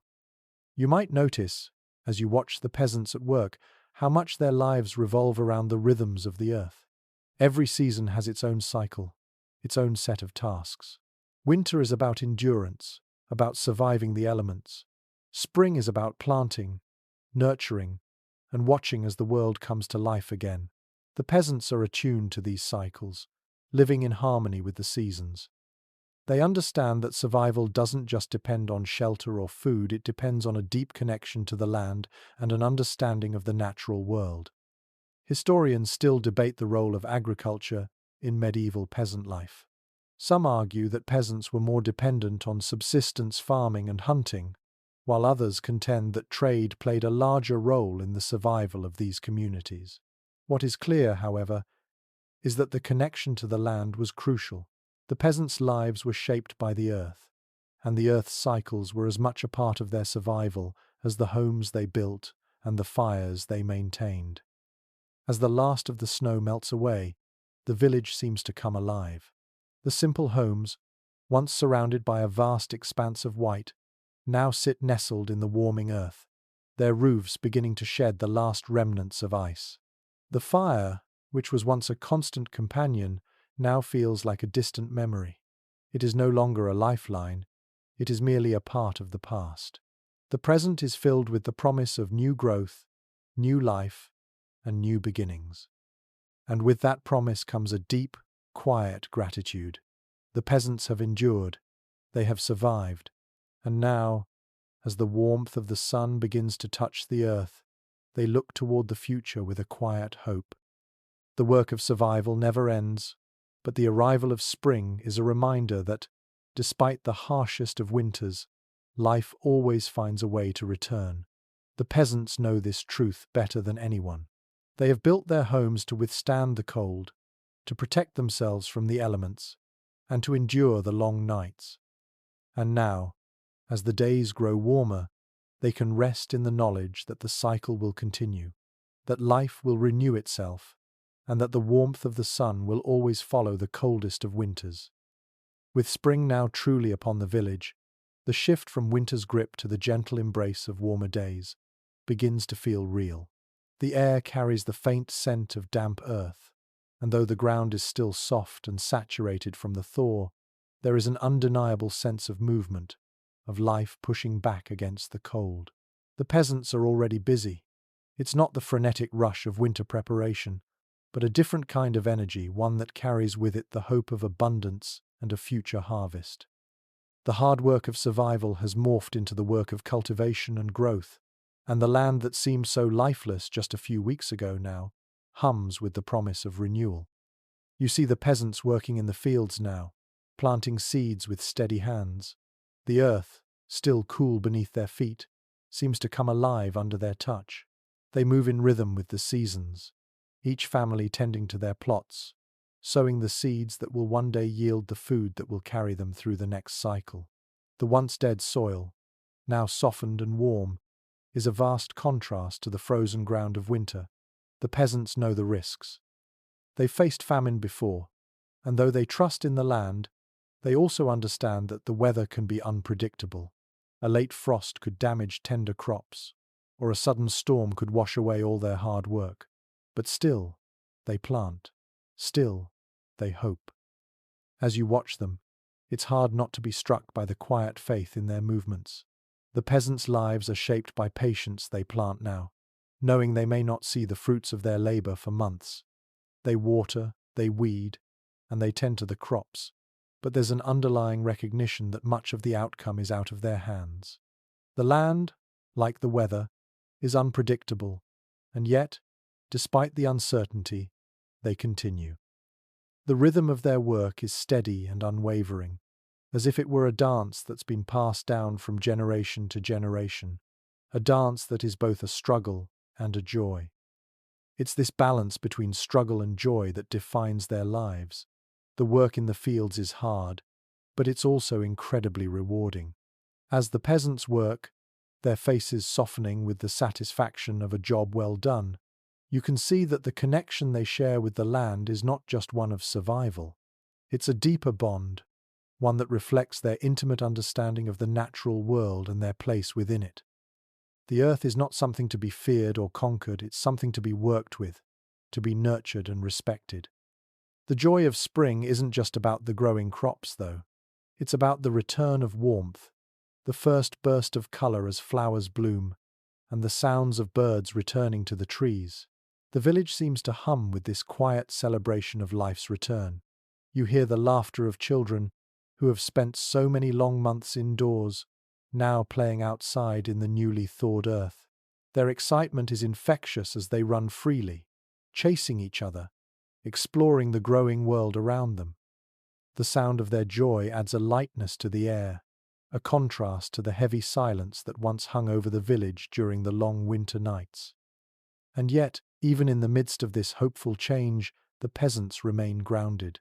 They know better than anyone that the arrival of spring is not a guarantee of an easy future. There is still work to be done, more seeds to be sown, more crops to tend to, more animals to care for. The seasons, after all, are cyclical, and what is planted today must be tended tomorrow. But there is a quiet optimism now. It's not a loud, triumphant hope, but rather a soft, steady belief that spring will bring what they need. The cycles of nature are as much a part of their lives as the cycles of the fire and the food they eat. They've learned to trust these cycles, even as they know that hardship will come again. In the homes, the fire continues to burn, though its significance has changed. It's no longer the life-sustaining warmth of winter, but rather a comforting presence, one that represents the endurance and strength of the family through the harsh months. The hearth still provides heat, but it is no longer the heart of the household. The shift to spring means that the family can now gather outside, working together in the fields or sharing meals in the warmth of the sunlight. The warmth of the hearth has been replaced by the warmth of the earth, and for the first time in many months, the family can truly feel the embrace of the season. The arrival of spring isn't just about a physical shift, it's a mental and emotional transformation as well. The peasants, though exhausted from the work they've done to prepare for this moment, now breathe easier. The weight of the cold has lifted, and with it, a weight from their shoulders. The constant vigilance required by winter, the never-ending task of keeping the fire stoked, the food stocked, the walls secure has eased. For now, there's time to breathe, to rest, to look ahead with cautious optimism. The land has given them the gift of spring, and they will cherish it, knowing full well that the cycle will begin again. It's incredible to think about how much these people have endured to reach this moment. The long, cold winter months seemed endless, each day a struggle to stay warm, to stay fed, to stay alive. But now, with the light of spring pouring over the fields, you realize that the true strength of the peasants was never in their homes or their tools. It was in their ability to endure, to continue in the face of hardship, to adapt to the changing seasons and find a way to survive. It's their resilience, both physical and emotional, that has carried them through. You can almost see the shift in the village as the warmth of spring begins to touch the earth. The homes, once isolated and insulated from the cold, now open up to the land. The doors are opened wide. The smoke from the fire rises in the soft breeze, and the scent of freshly ploughed earth fills the air. The peasants work together, side by side, moving from house to field to barn with purpose. There is no rush, no panic. There is only steady, consistent work. And that, in the end, is what has always sustained them. A quiet, unyielding determination to see the work through to the end. Historians often point to the resilience of medieval peasants as one of the defining characteristics of their lives. There were few luxuries, no easy answers, no guarantee that the next season would bring abundance. And yet, time and time again, the peasants endured. They built homes that could withstand the harshest winters. They planted crops and cared for animals. And through it all, they remained steadfast in their belief that the cycle of the seasons would continue, bringing life with each passing year. Now, as spring takes hold, you can see it in their eyes, the quiet satisfaction of knowing they've made it through the hardest part, and the unspoken understanding that, while the work will continue, they are ready for whatever the next season brings. The village is alive with the unmistakable hum of spring. Birds have returned to the trees, their songs a delicate melody woven into the fabric of the day. The earth, once hardened and frozen, has softened, releasing the scent of fresh growth into the air. Flowers, small, delicate, and vibrant, begin to push through the soil, their petals opening to greet the first real warmth of the Sunday. It's a time of transformation, and everywhere you look, there are signs of life returning. The peasants, though tired from the work they've already put in, have begun to relax into the rhythm of spring. The pressure of winter's bite, of constantly guarding against the cold, has lifted, and for the first time in months, there is space to breathe, to take in the gentle warmth that now fills the air. The fire in the hearth still burns, but it is no longer the central force it once was. Instead, it's become a quiet companion, a reminder of the months that have passed. There is a sense of balance returning to the home, just as the land outside slowly returns to life. In the fields, the peasants work together, moving with purpose. The soil, once frozen and inaccessible, now yields to the steady hands of those who know it best. There's a harmony in their movements, a fluid rhythm that speaks of years spent working the land. The early crops are planted: potatoes, onions, carrots, and peas, and though the growth is slow, it's steady. Each seed that is placed in the soil is a promise for the future, a quiet act of faith in the seasons. They know the risks: frost may still strike, storms may wash away their work, but there is no hesitation. The land, after all, has always returned, and so the peasants, undeterred, keep planting, keep tending. You can see the children, too, out in the fields, learning the ways of the land from their elders. They have spent much of the winter inside, bundled up near the fire, but now they move freely in the warmth of the sun, helping with small tasks. They pick up bundles of sticks, gather stones, and even help water the crops. Their faces, once pale and drawn from the long winter, are now flushed with the life that spring brings. The smiles they wear are full of the joy of freedom, of returning to the earth, of returning to the rhythm of the seasons. It's striking how much the seasons shape these people's lives. The peasants are not merely surviving, they are part of a vast cycle that has been turning long before them and will continue long after. The work of survival is never ending, but the work is tied to something deeper. It's tied to the very pulse of the earth, the rise and fall of the sun, the warmth that slowly returns each year, bringing new life. The peasants know that the earth doesn't owe them anything. They know that survival requires patience, attention, and respect, and so they work, not as masters of the land, but as humble partners in its ongoing cycle. While the work of spring is heavy, there's a certain lightness in the air now. The peasants, once focused solely on staying warm, now shift their attention to growth. The fields that were once bare and desolate are now teeming with the potential for harvest. It's a beautiful, slow process, one that requires careful tending but promises abundance. The labor is still difficult, but it is a labor of hope, a labor of renewal. As the season progresses, the days grow longer, and the warmth of the sun lingers a little longer each evening. The fire, once essential for survival, now serves as a comforting ritual. The hearth still crackles with warmth, but the temperature in the room is no longer dictated by the fire alone. It's the earth now, the sun, the life that pulses beneath the soil, that shapes the atmosphere. And though there's still work to be done, the peasants can take a moment to sit, to rest, to listen to the sounds of the village coming alive.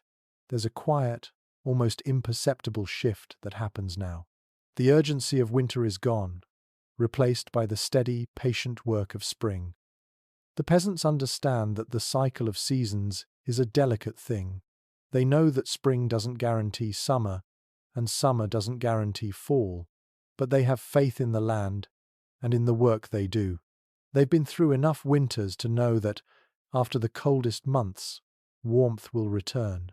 There's an almost sacred rhythm to it. They don't rush through spring. They understand that spring has its own pace, its own time, and that the earth must be allowed to find its own way. You can feel the presence of this rhythm in the village now.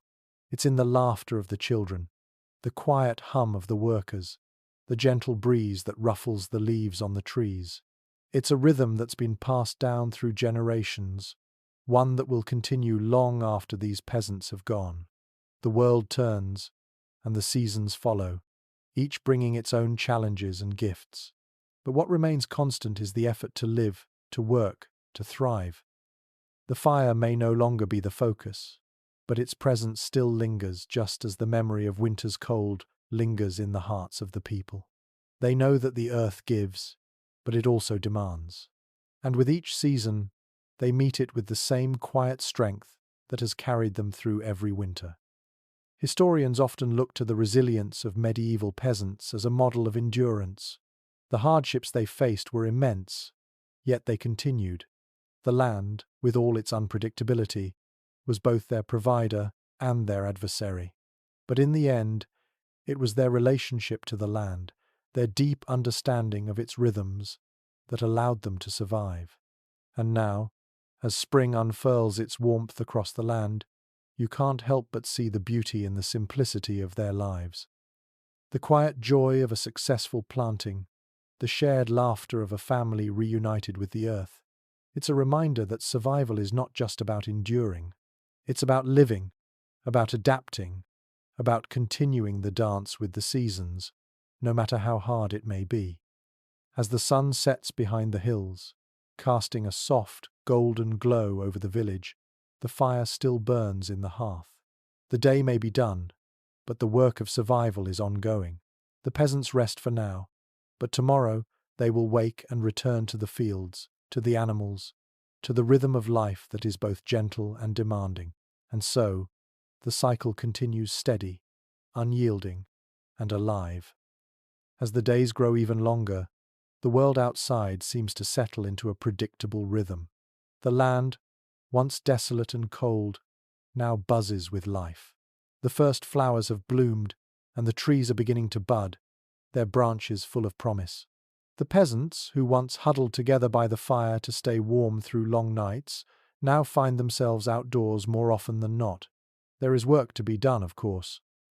The earth must be tended to, the animals cared for, and the homes repaired before the heat of summer fully arrives. But with each passing day, the heaviness of winter seems further away. The weight of survival, though ever present, is lightened by the knowledge that they are moving toward a time of plenty. You notice how much more lively the village has become. The laughter of children fills the air once again, their voices ringing out in the warm breeze as they chase each other across the open fields. The adults, too, seem to move with more energy, as though the thaw has brought a lightness to their spirits.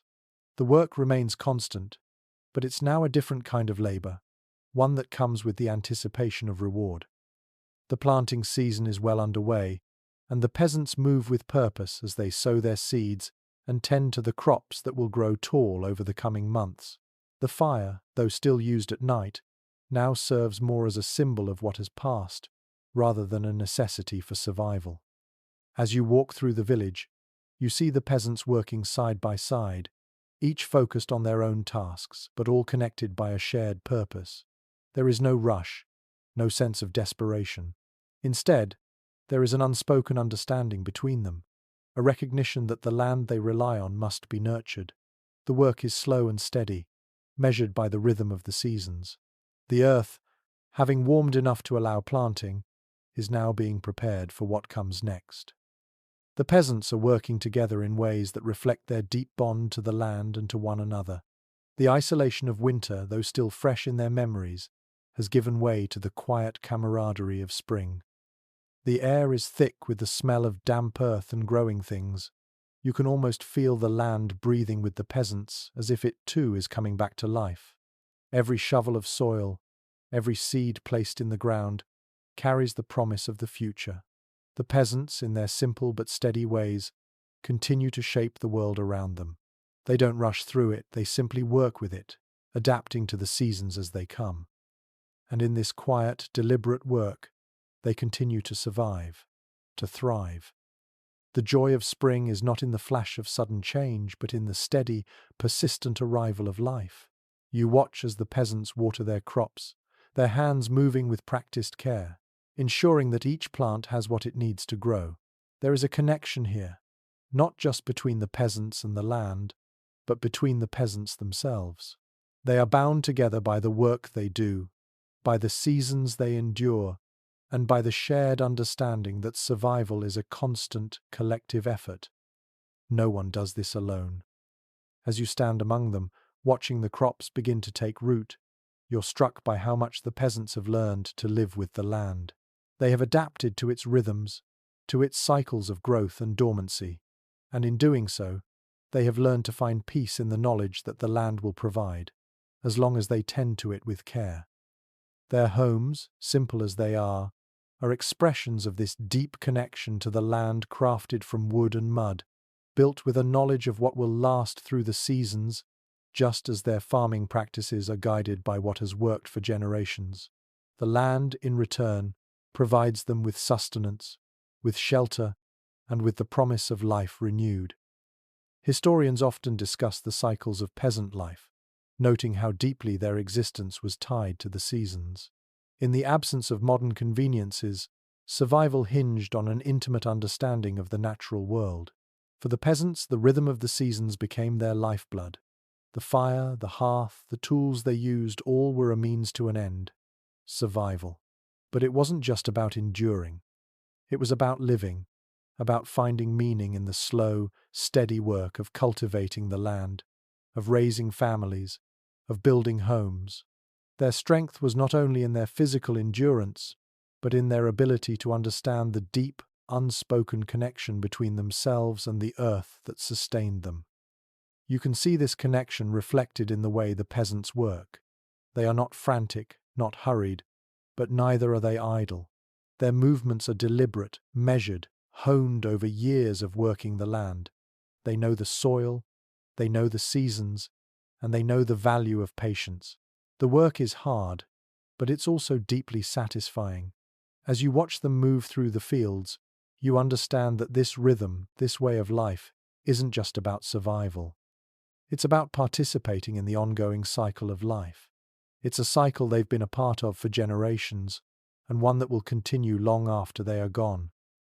The change from winter to spring, from survival to thriving, is not a sudden shift. It's a gradual process, a slow unfolding that mirrors the land itself. As the peasants continue their work, there is no loud celebration, no moment of triumph. Instead, there is quiet satisfaction, an understanding that each action, no matter how small, is a step closer to the rewards of summer. The crops will grow, the animals will flourish, and life will continue. The peasants have made it through the harshest of winters, and now, with the warmth of spring at their backs, they are ready to embrace the next season with quiet hope and unwavering determination. And so, as the sun sinks lower in the sky, casting a soft, golden glow over the fields, you can feel the weight of the seasons lifting. The world is not yet fully awake, but it is stirring, beginning to stretch and prepare for the coming summer. The peasants know what's to come. They know the work will continue, the seasons will change, and they will meet the challenges of the future with the same steady determination that has carried them through every season before. The fire may have burned long and hot during the cold months, but it's now the soil, the sun, and the steady hand of the peasant that will carry them forward. The cycle continues, quietly, steadily, just as it always has. The days are now fully lengthened, and the village has come alive in a way that feels almost like magic. The once barren fields are now filled with rows of green, the tender shoots of crops reaching toward the sky. The peasants, though still busy, now work with a different energy. There is no longer the frantic pace of the winter months, no more scrambling for warmth or food, Now their attention is focused on nurturing the growth they've already started. Every day, the plants grow taller, the animals grow stronger, and the world feels just a little brighter. You can feel it in the way the peasants move steadier, with purpose, but not hurried. There's a calm confidence in the air. After the long, grueling months of winter, this is a reprieve, a reward for all the hard work that has led them to this point. But there's no room for complacency. While the work may now be about tending to crops and caring for animals, it's still an ongoing effort. The peasants know that the hard work doesn't end with spring's arrival. The summer will bring its own challenges, but for now, they are focused on the steady growth around them. The fire, once the heart of every home, is now used more sparingly. The hearth still serves its purpose, providing warmth in the cooler mornings and evenings, but its role has diminished. The warmth of the earth, the sun, and the growing plants have shifted the focus of the home. The door is open more often now, allowing fresh air to flow through the house. The peasants no longer need to huddle around the fire for warmth. Instead, they gather outside, enjoying the sunlight, the warmth of the earth beneath their feet, and the joy of the season's first fruits. You can see how the peasants embrace the season, how their faces seem to lift as the land transforms before them. They move from field to barn, from garden to home, all the while working together, side by side. There is something comforting about the way they work. It's not hurried or anxious. They know that they can't rush nature, that the plants will grow at their own pace, that the earth will give when it's ready. They simply continue, steady and patient, tending to the land that has always provided for them. As the peasants work, the sounds of the village seem to carry a new energy. The chatter of the children, who now spend their days running through the fields, the hum of voices as families gather to eat, the rhythmic sound of tools being used, all of it fills the air, blending together into a steady background of life. The village, once quiet and isolated during the cold months, is now alive with sound, with motion, with the energy of new growth. The fire in the hearth, though still burning, now feels like a soft, quiet presence, a reminder of the months they've survived. It's still important, but it's no longer the centerpiece of their lives. Historians often look at the change in rhythm from winter to spring and consider it a time of renewal, a time when the village shifts from survival to flourishing. It's in these months that the peasants begin to reap the benefits of their hard work, when the land rewards their patience with the first fruits of the season. The shift from the desperate, intense labor of winter to the more relaxed but no less vital work of spring marks a turning point in the year. It's when the peasants can see that their efforts have not been in vain. The harvest is still far off, but for now, the joy of seeing their crops begin to grow fills their hearts with a deep sense of pride. The sense of accomplishment in the village is palpable. You can see it in the way the peasants talk about the land, the pride they take in their work. It's not boastful, but it is deeply felt. These people, who have lived through the harshest winters, and who know better than anyone the fragile nature of survival, now stand in the warmth of spring, with the first signs of the coming abundance all around them.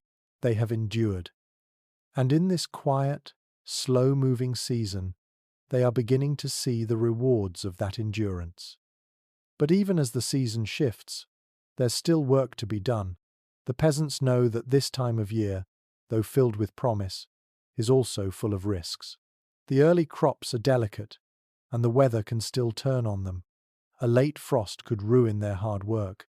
A sudden storm could wash away the seeds they've planted. The work of tending to the land is never done, and they are always vigilant. But the vigilance now is tempered with the quiet knowledge that they are not alone in this work. They have the support of one another, of their community, of their shared labor and dreams for the future. The land may be unpredictable, but together they can endure whatever challenges it brings. You watch as families come together to share meals outside, the sunlight casting a golden glow over everything. There's a quiet joy in the air, a celebration of the work that has been done and the work still to come. The fire burns in the hearth, but now It's a soft, steady presence, reminding them of the warmth they've relied on through the winter. The land is now their focus, and the hope of the harvest fills the air. They have endured the hardest part. Now, they work together, quietly, steadily, with the knowledge that the land will provide if they continue their labor with patience and care. The village may seem small, but in its quiet resilience, it holds the power to survive and thrive. The seasons continue to turn, each one bringing its own challenges, its own gifts.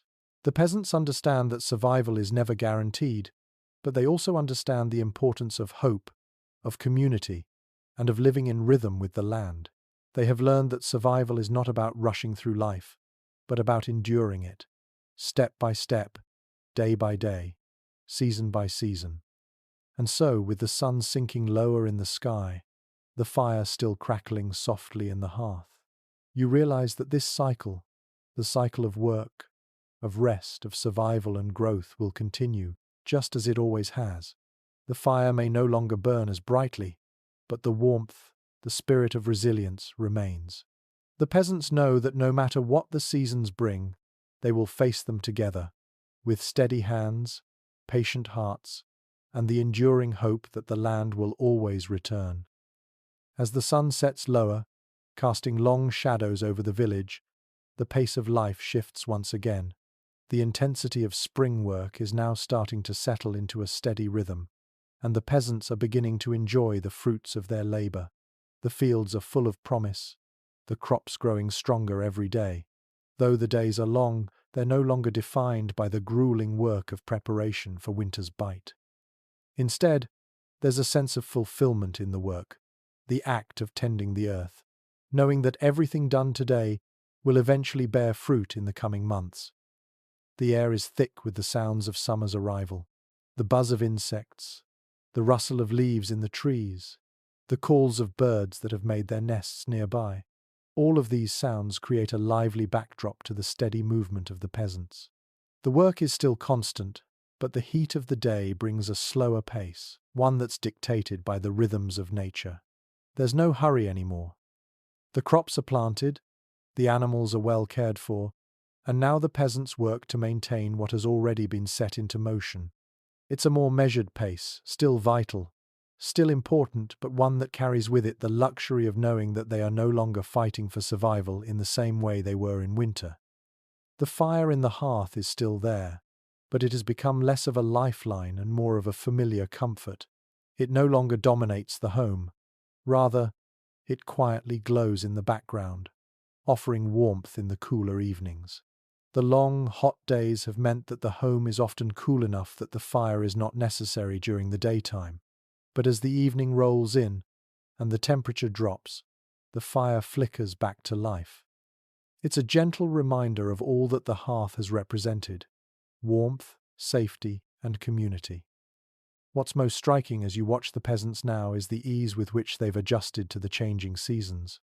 The long, harsh months of winter and early spring, where survival was the only focus, have given way to a different kind of work. It's still physical, still demanding, but it's a work that is embedded in the cycle of life. Each day spent planting or tending the crops or caring for the animals is a day spent in harmony with the world around them. And while there are still challenges to face: storms, pests, and the uncertainty of the weather, the peasants move forward with a kind of quiet confidence.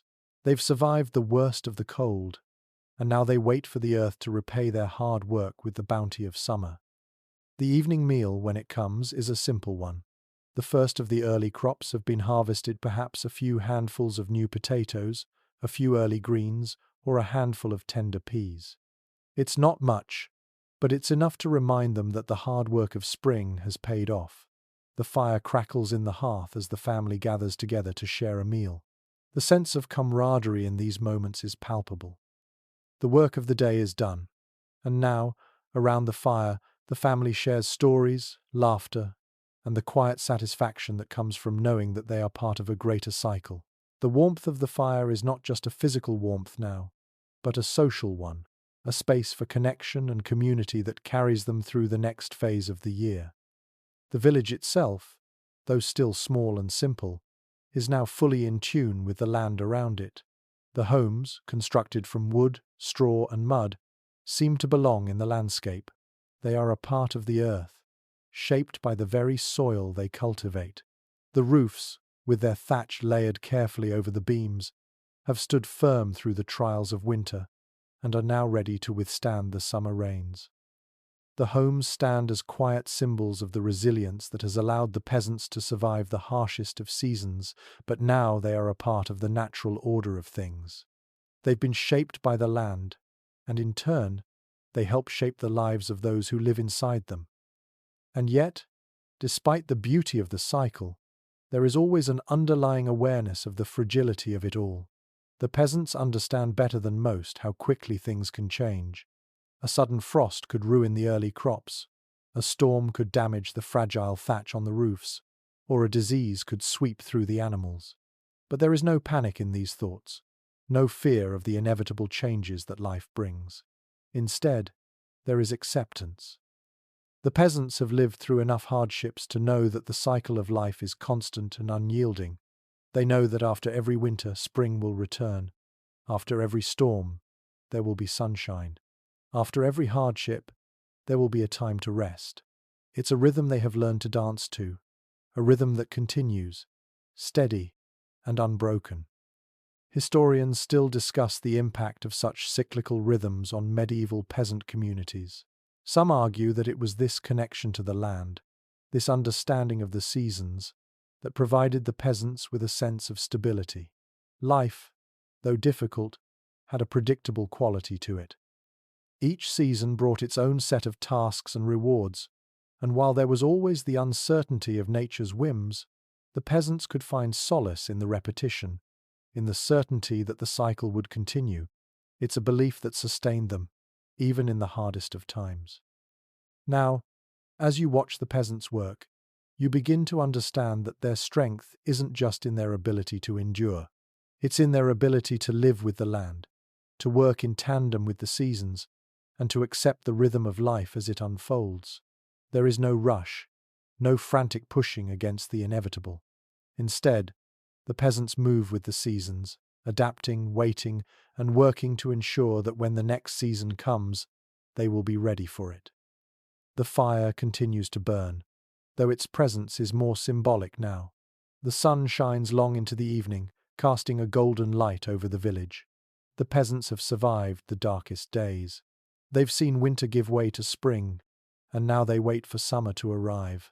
But for now, they enjoy the warmth, the abundance, and the quiet satisfaction of knowing that they have endured. And in that quiet satisfaction, there's a sense of peace, a deep, unspoken gratitude for the land that sustains them, and the community that supports them. The days stretch on, lazily, under the warmth of the summer Sunday. The earth, now in full bloom, is teeming with life. The peasants, having planted the seeds of their future in the spring, now watch as their labor begins to bear fruit. The crops grow tall, the animals graze freely in the lush fields, and the village seems to buzz with the quiet energy of summer. The fire in the hearth, while still maintained in the evenings, has taken on a different role. Its warmth is no longer an absolute necessity. Instead, it becomes a gentle comfort, a presence in the evening to ward off the cooler nights. You watch the peasants as they move between fields, barnyards, and homes, each step more measured now. They are accustomed to the rhythm of the land, familiar with the pace of life that the seasons dictate. The work is still there, always there, but it is now a work of cultivation. There is no longer the frantic rush to prepare for winter's bite. Instead, it's the steady, purposeful work of tending, of waiting, of guiding the earth's bounty into its full glory. The peasants don't rush their work. They simply observe, nurture, and care for what has been sown. There's a quiet beauty in the way the peasants go about their tasks. Their movements are efficient, purposeful, but not hurried. They've spent years, lifetimes, mastering this work. The sowing, the tending, the harvesting, it's as natural to them as breathing. The land is their companion, and they have learned to work with it, not against it. The soil that they once fought to prepare in the cold of winter now yields effortlessly, like an old friend offering its hand. The village itself has transformed in the summer light. The homes, once dark and insulated against the biting winds of winter, now stand open to the Sunday. The thatched roofs, covered in moss and clay, hold firm against the warmth and rains of summer. The peasants, who once gathered around the hearth to share stories and warmth in the long winter months, now find themselves gathering in the fields, working together to ensure that the harvest will come.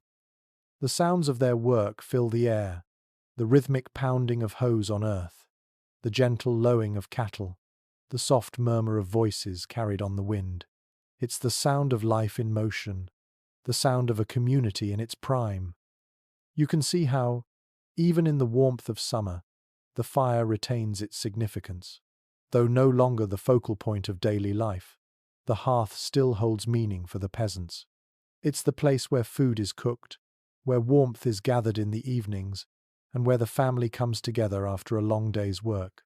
In the cooler mornings and evenings, the fire provides a gentle warmth, drawing the family together in the same way it did during the hardest parts of winter. The rhythms of the fire remain steady, a constant in a world that is always shifting. But as the crops grow and the animals flourish, the fire takes on a different role.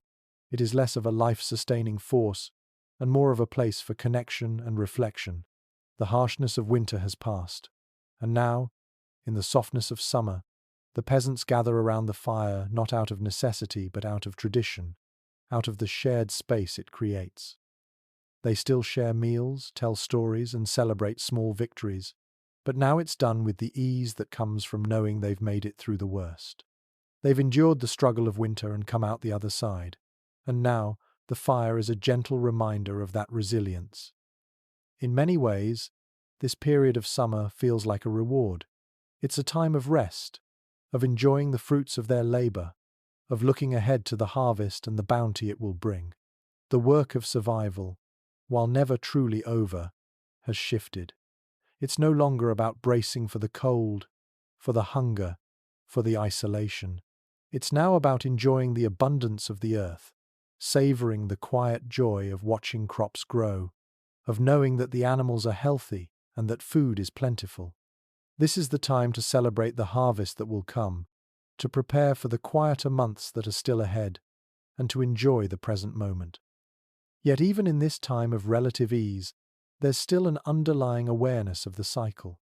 The peasants know that the work of survival is ongoing. They are not complacent in their success, but instead, they see each season as part of a larger journey.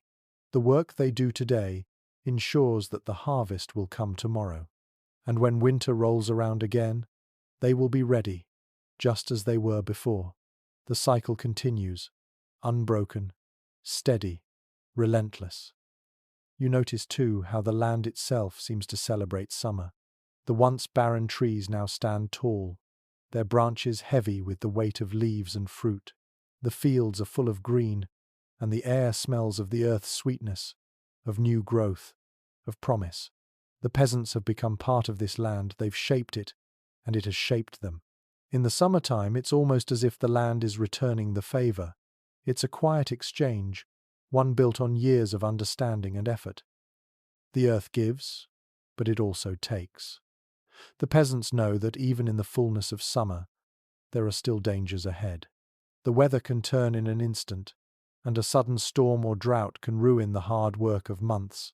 Yet the peasants continue, aware of these risks but undeterred.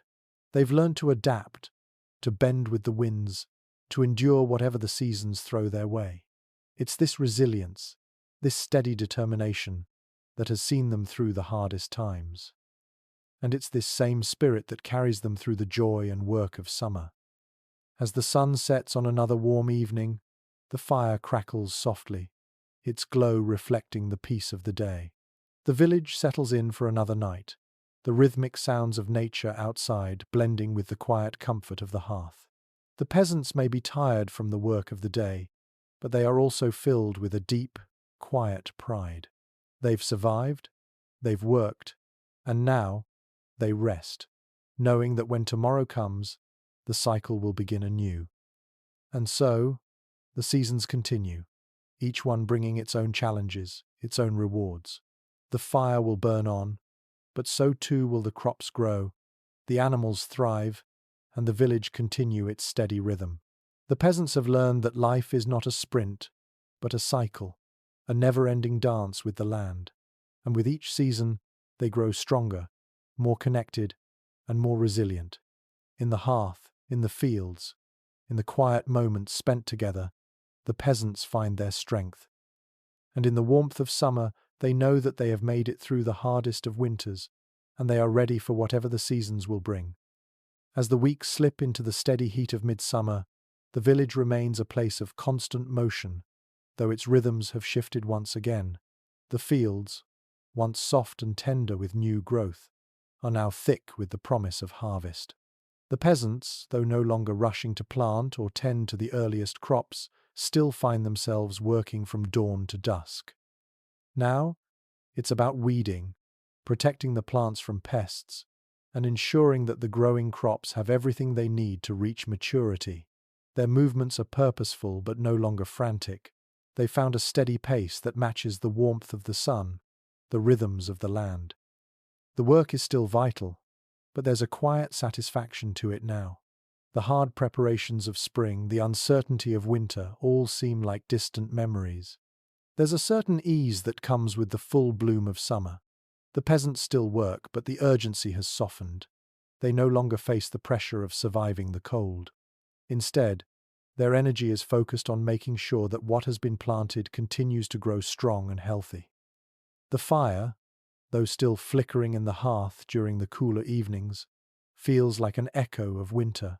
The warmth of the day has replaced the need for its constant presence. You can feel the sun's heat wrapping around everything, from the furrows of the soil to the edges of the village itself. The once crucial fire, the symbol of survival during the bitterest months, now becomes a place of reflection and quiet gathering. It draws the family in at night, offering comfort not out of necessity but out of tradition.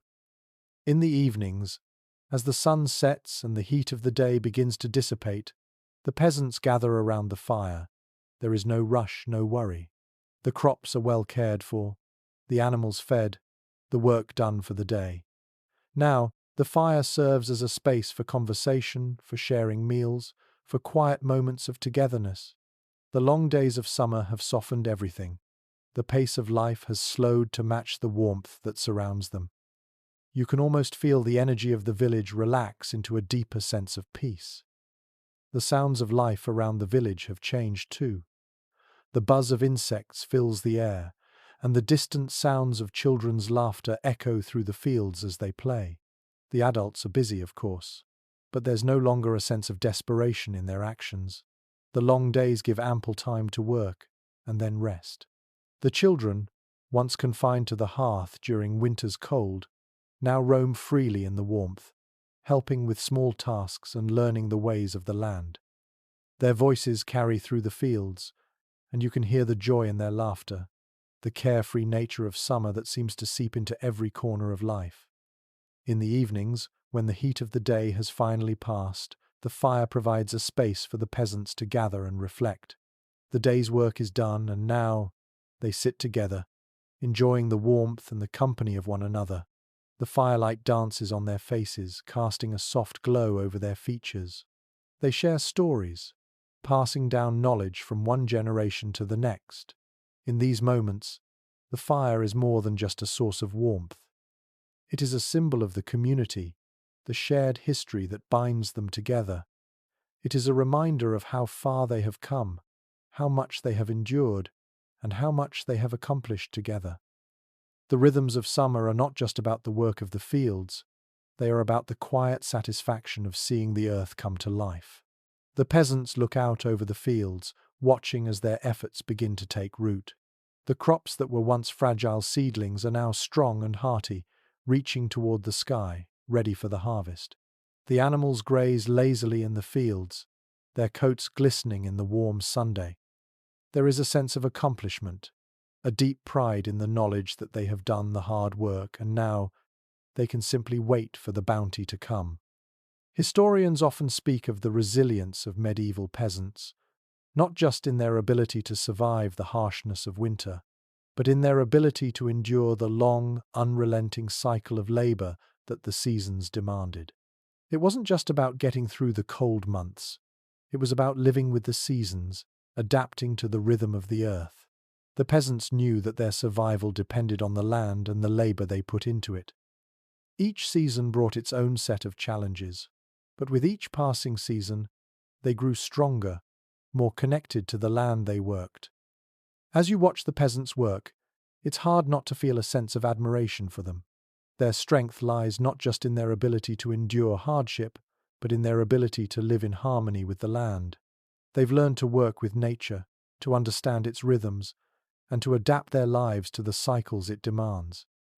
The fire that once served as a constant source of warmth in the dead of winter is now a symbol of the past, a reminder of the resilience that carried them through the darkest months. It now sits quietly in the background, offering warmth when needed, but never overshadowing the peace that has settled over the village in the warmth of summer. The cycle of life continues. The peasants will continue their work, tending to the fields, watching over the crops, and preparing for the harvest. But for now, they can rest. The worst of the work is behind them, and they can savor the calm, the joy, and the warmth of summer. They know that the work will continue, that the seasons will change once again, but for now they are content. They have survived, they have thrived, and they are ready for whatever comes next. As the fire crackles softly in the hearth, the village settles into the warmth of the summer evening. The rhythm of life, slow and steady, continues. The peasants have found their balance, and they know that, no matter what the future holds, they will continue to live in harmony with the land. And in the quiet comfort of the firelight, they know that, as long as they remain connected to the earth, they will continue to endure, to thrive, and to survive, season after season. As the heat of summer deepens, the village is a place of hard-won serenity. The crops are now well on their way, the green fields are filled with promise, and the air is thick with the scents of ripening fruit and the fresh, earthy aroma of the soil. The peasants move with a steady, practiced ease. There is no frantic hurry, no immediate sense of pressing need. They've made it through the long winter and the hard, slow work of spring, and now there's a deep, quiet satisfaction in their daily labor. The worst of the work is behind them, and the knowledge that their efforts are starting to pay off hangs in the warm summer air. The fire, though still a constant presence, is no longer the symbol of survival that it once was. It is now a reminder of the past, of the long, cold months that have given way to this time of growth and abundance. The hearth still glows in the evenings, but its warmth is a comfort, not a necessity. The days are long, the sun lingers late into the evening, and the air is thick with the sound of insects, birds, and the rustle of leaves. The firelight in the evening is a quiet echo of the strength and endurance the peasants have shown in the past months. It represents the beginning of a new season. The harvest is still to come, but for now, there is peace, and that peace is something the peasants cherish. In the village, life feels almost suspended, as if time itself has slowed down to match the easy, measured pace of the summer. The peasants continue to work the fields, tending to the crops and the animals, but the urgency of the previous seasons has faded. There's a tranquility to the work now. Each task seems almost meditative in its repetition. Watering the crops, checking the fences, gathering the fruits and vegetables that are already starting to ripen, it all carries with it the promise of what is to come. The days flow into one another, a seamless thread of work and rest, of labor and reward. You notice, too, the change in the villagers. The long winter has passed, and the spring's hard work is now being rewarded with the peaceful joys of summer. The peasants are no longer confined to their homes, nor are they laboring in the fields from dawn till dusk, preparing for the uncertainty of winter. Now, their work is less about survival and more about cultivation, both of the earth and of themselves. The children, who spent so many cold months bundled up near the fire, now run freely in the open air, their faces flushed with the joy of being able to roam, to play, to experience the world without the weight of the cold pressing down on them. They've learned how to work, but they've also learned how to celebrate, how to take in the fullness of the world around them. The adults, too, move with a new sense of ease. The early months of the year were filled with tension and concern over the fire, over food, over surviving the long, cold months. But now, that tension has shifted into something different. It's still a quiet vigilance, but it's a vigilance of hope. The crops are growing, the animals are thriving, and the harvest, though still a little way off, feels close enough to touch. There's a shift in the air, a palpable sense of anticipation mixed with the tranquility of summer. The peasants don't rush. They understand that everything has its time. They've worked hard to get here, and now they work with the land, not against it. They wait, but they wait with patience, with an understanding that what they've planted will soon bear fruit. The fire, though no longer the center of their lives, still plays a key role in the daily rhythm. It serves as a place for gathering, for reflection, for moments of quiet togetherness at the end of the day. The long evenings are filled with stories shared around the hearth, with food prepared and eaten in the soft glow of the firelight. These moments are simple, yet profound. The fire, like the hearth, has become a symbol of the village's enduring connection to one another. It's a space where the work of the day is acknowledged, where the weight of the seasons is felt in the silence that settles over the room. Historians often speak of the importance of communal spaces like the hearth in medieval life. It was not just a place for warmth or cooking, it was a place for connection, for stories, for life to unfold. And even now, in the heat of summer, the fire remains a key piece of that connection. The peasants come together around it at the end of their workday, finding comfort in the flickering warmth, in the shared presence of family and community. It is here, in these moments, that they find peace after the intensity of the seasons. The fire is not just a tool, it is a bridge between past and present, a constant in a world of changing rhythms. As you watch the village settle into the slow, steady flow of summer, you're struck by how much has changed. The harshness of winter feels far away, replaced by the abundance of the present. The fields are full of crops, the barns full of animals, the homes full of life. The peasants have worked hard to get here, but now they enjoy the peace that comes with a job well done. The fire still burns in the hearth, but now it is a comfort, a connection to the past, a reminder of the seasons that have passed. You can't help but feel a deep sense of respect for the way these people live. They've endured so much winter's cold, the work of planting, the uncertainty of each season, but they've also thrived. They've learned to work with the land, to respect its rhythms, to live in harmony with it. The fire, the hearth, the fields all are part of this cycle, part of the rhythm of life.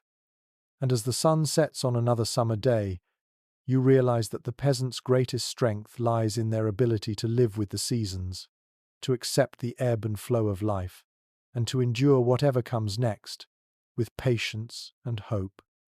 The summer deepens, and with it, the village settles further into its familiar rhythm.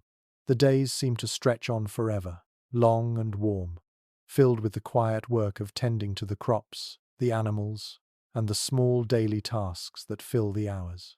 There is still work to be done, but the urgency has passed.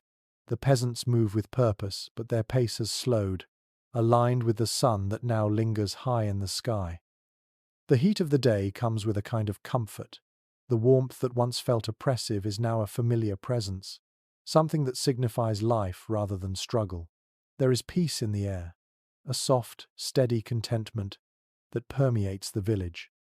The fire, though it still burns in the evenings, has now taken on a different character. It no longer represents the struggle against the cold or the need to gather warmth. Instead, it is a companion in the coolness of night, a steady flicker of light in the quiet of the evening. As the last rays of the sun dip below the horizon, the hearth comes alive once more. The fire's glow casts long shadows across the room, painting the walls with warmth and comfort. The villagers, though they've spent their days in the fields or tending to the animals, now gather around the fire. It's a time for family, for quiet moments of rest after a long day. The rhythm of work and rest has become second nature, the ebb and flow of summer life that balances effort with relaxation. The meal is simple, as it always is in these times. There's no need for elaborate preparation. The abundance of summer brings a certain ease to the table. Fresh vegetables, perhaps a few early fruits, and the fruits of the animals they've tended to, are shared freely among the family. There is a joy in these moments, not because of the richness of the meal, but because of the effort it took to get here. The fire that crackles in the hearth, the warmth that spreads through the room, feels like a reward for the work that has come before. As you watch the peasants, you notice the small, almost imperceptible changes in their demeanor. The hard work of planting, of preparing for the winter, is behind them now. They've made it through the hardest of the seasons, and now, in the quiet of summer, they are able to enjoy the fruit of their labor. Their faces are softer, more relaxed, as though they can finally breathe, finally take a moment to appreciate the peace that comes with the height of the season. They sit together, sharing stories, laughing, and simply being together, grateful for the simple joys of life. The sound of the fire is a constant in the background, the soft crackle of wood, the occasional pop, the warmth that spreads from the hearth. It is a sound that has become familiar, that signals both an end to the day and a beginning of rest. There is something timeless about it. The fire, though no longer a necessity for survival, remains a part of the rhythm of life. It is where families gather, where stories are shared, where the connection to the past and the future are felt most acutely. It is a space where the work of the day is acknowledged, but also set aside, where the weight of the seasons is momentarily lifted. The village, too, seems to be in sync with the seasons. The houses, once closed tightly against the winter cold, are now open, windows thrown wide to let the warmth and light of the sun in. The once stifling air is now alive with the sound of life children running through the fields, animals grazing peacefully, the steady hum of activity that fills the village with a sense of purpose and ease. The once quiet village is now alive with the buzz of life, the movement of people going about their daily tasks, the satisfaction of knowing that they are part of something larger, part of a cycle that is both unyielding and beautiful. The peasants, while still working, now know the comfort of a job well done. The crops are growing strong, the animals are healthy, and the promise of the harvest looms ahead. But they are not consumed by it.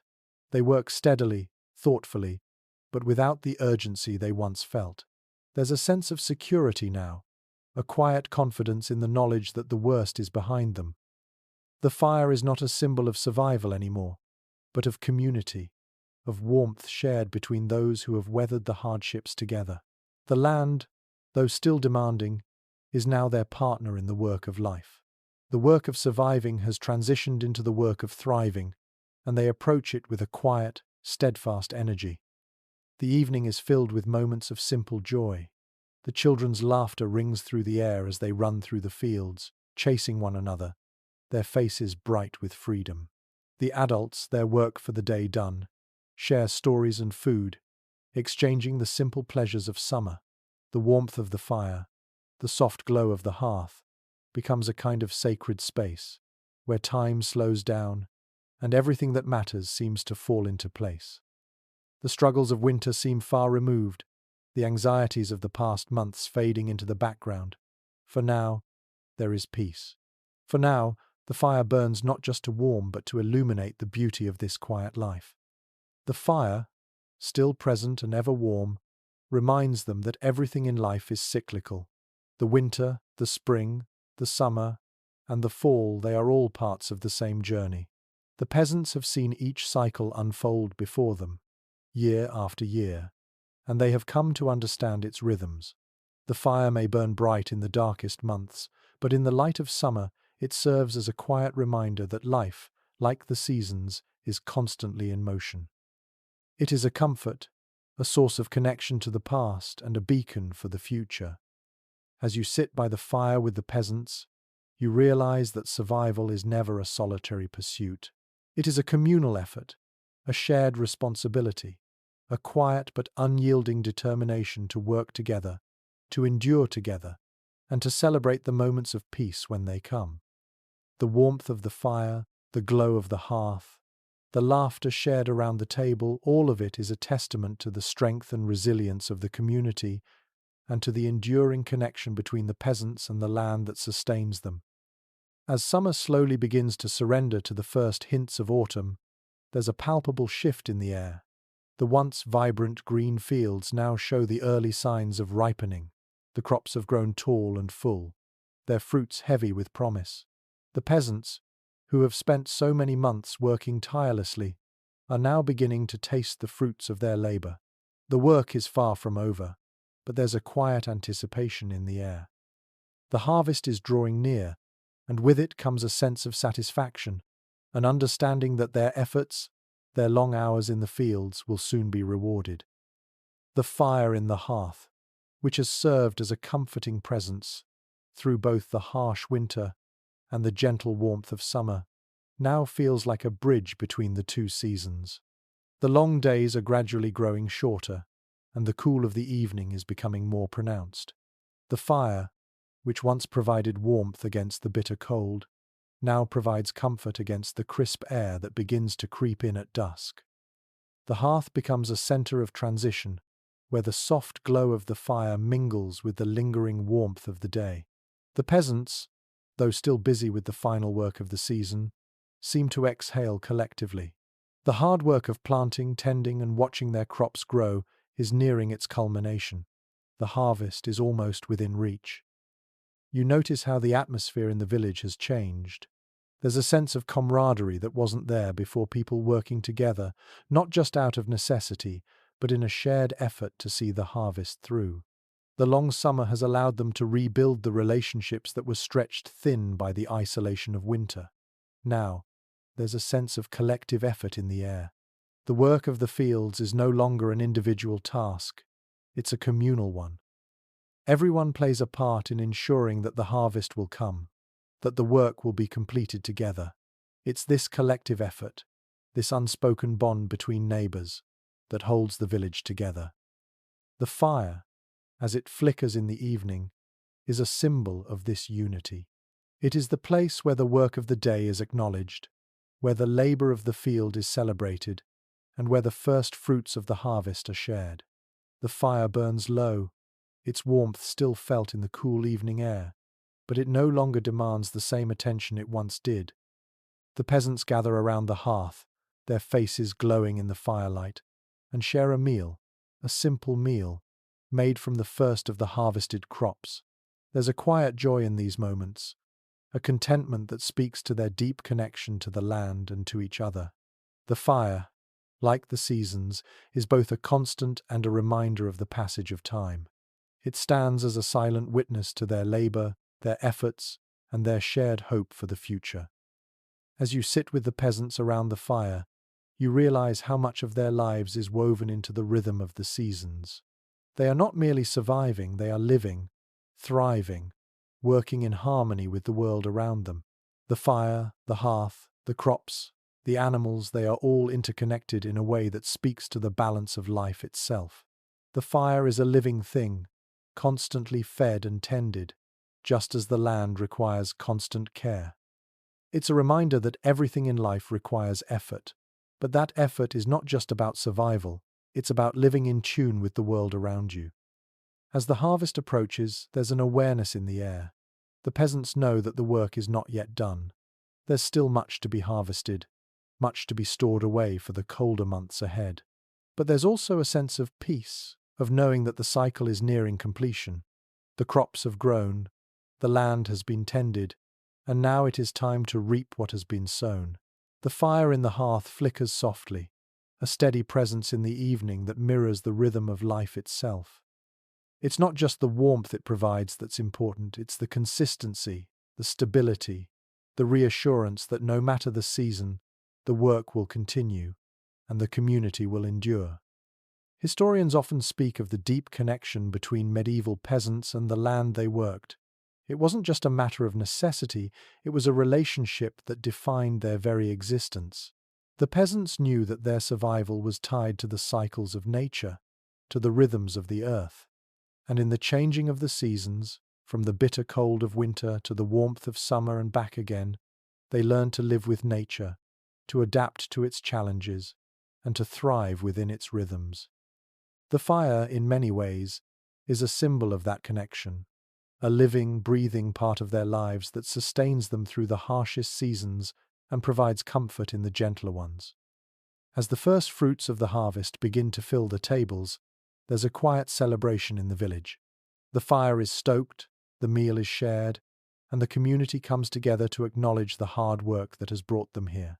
The crops are not yet fully gathered, but the first taste of the harvest is a reminder of the journey they've all taken together.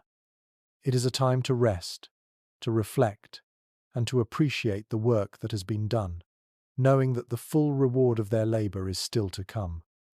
And so, as the sun sets on another day, the fire continues to burn in the hearth, its glow a reminder of the past and a beacon for the future. The peasants gather around it, sharing in the warmth, in the food, and in the quiet satisfaction of knowing that they have done what they set out to do. The harvest is coming, and with it, the promise of another season. The fire burns on, steady and warm, a constant presence in a world of change. The cycles continue, unbroken, and the peasants are ready for whatever comes next. As the first chill of autumn begins to bite at the edges of the day, there's a noticeable shift in the air. The village, which had once felt like it was bursting with the energy of summer, now moves with a quieter rhythm. The harvest is near completion, and with it, there comes a palpable sense of satisfaction. The work of the past months, the planting, the tending, and the careful nurturing of the land, is now being rewarded. The crops are ripe, and the barns are filling with the fruits of their labor. The days are still long, but the evenings have grown shorter, the shadows growing longer as the sun sets earlier. There is a gentle turning inward as the village prepares for the coming winter months. The fire in the hearth has now become more than just a comforting presence, it's a necessity. The air is crisper, and the warmth of the fire feels like a welcome companion. As the peasants gather around the hearth, there's a sense of relief, but also a quiet reflection. The summer, though filled with hard work, was also a time of abundance. The harvest, though not yet complete, has already yielded enough to ease their fears of the coming cold. The fire crackles in the hearth, its warmth spreading through the room, providing comfort and solace after the long hours spent working in the fields. As the peasants sit around the fire, you can see the quiet joy that comes with the end of the harvest. The work is not yet done, but the hardest part is over. The fruits of their labor are now in the barn, and the preparation for winter has begun. The fire serves not just as warmth, but as a reminder of all they've accomplished. There's a sense of accomplishment in the air, a feeling of peace that comes from knowing they have made it through another season. The fire, now more vital than ever, is both a symbol of survival and a source of comfort. The family, having gathered around the hearth, share a simple meal, the bounty of the harvest laid out before them. There is no extravagance here, no abundance that will go to waste. The meal is modest, yet it is enough. The vegetables, freshly pulled from the ground, the bread, baked from the last of the summer's grain, and perhaps a bit of preserved meat, are all that they need. The peasants eat in silence at first, savouring the fruits of their labour. It is not a feast, but it is a meal that holds the weight of their efforts. They've worked hard, and now they can sit back for a moment, enjoying the quiet joy that comes from a job well done. The fire continues to crackle, its warmth filling the room as the family finishes their meal. There's a calmness in the air now, a sense that, despite the challenges ahead, they have made it through. The land has given them what they need, and now, as the season changes once again, they can look forward to the winter knowing that they have done everything they can to prepare. The fire is a constant, steady presence, and as it flickers in the hearth, it offers a reminder of everything the peasants have endured and everything they've accomplished. As you watch the family, you begin to understand that the fire is more than just a source of heat or light. It's a place of connection, of reflection, and of hope. It is where the family comes together, where they share their stories, their struggles, and their triumphs. It is a space where the labor of the day is acknowledged and where the work ahead is anticipated with quiet resolve. The fire, in many ways, is a metaphor for the peasants' lives. It burns steadily, even when the world outside is cold and uncertain. It provides warmth when needed, light in the darkness, and a sense of continuity in a world that is always shifting. The harvest may be over for now, but the work of survival continues. The peasants are preparing for the winter, storing away food, repairing their homes, and ensuring that they will have enough to see them through the colder months. The fire, though no longer the central force it once was, is still the heart of the home. It provides comfort during the long nights, and its steady warmth reminds them of the strength they've drawn from it through the years. Historians often reflect on how the cycles of agriculture shaped the lives of medieval peasants. The land was both a provider and a taskmaster. The peasants knew that survival depended on their ability to work with the land, to understand its rhythms, and to adapt to its changes. And in that work there was a deeper connection to the world around them. The fire, in its own way, was a symbol of that connection, of their reliance on the land, on each other, and on the seasons that governed their lives. As you sit with the peasants around the fire, you realize that their strength lies not just in their ability to endure the hardships of the seasons, but in their ability to live in harmony with them. They are not merely surviving, they are living, thriving, and adapting to the world around them. The fire, though once a symbol of survival, is now a symbol of continuity. It is a reminder that no matter how cold the winter may be, there is always warmth to be found in the hearth, in the home, and in the shared strength of community. The family gathers close to the fire, their faces glowing in its warmth. The sounds of the night crickets chirping, the rustle of the wind outside seem far away. In this moment, there is peace, a quiet sense of contentment that speaks to the simple joy of being together. The fire burns low, and the village, though still filled with the work of preparing for winter, is at rest. The rhythm of the seasons continues, and with it, the quiet strength of the peasants, who know that no matter what the future holds, they will endure. As the crispness of autumn settles in, the first true hints of winter's approach are felt in the cool bite of the evening air. The days, once long and sun-soaked, are growing shorter, and the gentle warmth of summer is becoming a distant memory. The harvest, though mostly gathered, isn't quite finished, and the work in the fields continues at a slower, more deliberate pace. The peasants, having seen the bounty of the land, are now preparing for what's ahead, both the closing of the harvest and the oncoming winter. It is a time of transition, of preparation, but also of quiet reflection on the work that has been done. The fire in the hearth grows more important now. Though the warmth of the late summer sun lingers in the early afternoons, it fades quickly as the evenings close in. As the peasants sit by the hearth, they savor the comfort it provides, feeling its warmth spread through their bones after a long day of hard work. The crackling of the fire is a soothing sound, offering both light and heat, creating a peaceful sanctuary from the growing cold outside. It is the same fire that has burned through the long dark winters, but now it has become a symbol of preparation, preparing for the winter ahead, preparing to face whatever challenges the cold months may bring. You can sense the quiet focus of the peasants as they finish the last of the harvest. The work is slower now, more methodical. There's no longer the frantic rush to get everything in the ground, to make sure the crops grow strong. Now, it's about bringing in what remains and preserving it, ensuring that everything is ready to be stored for the long winter ahead.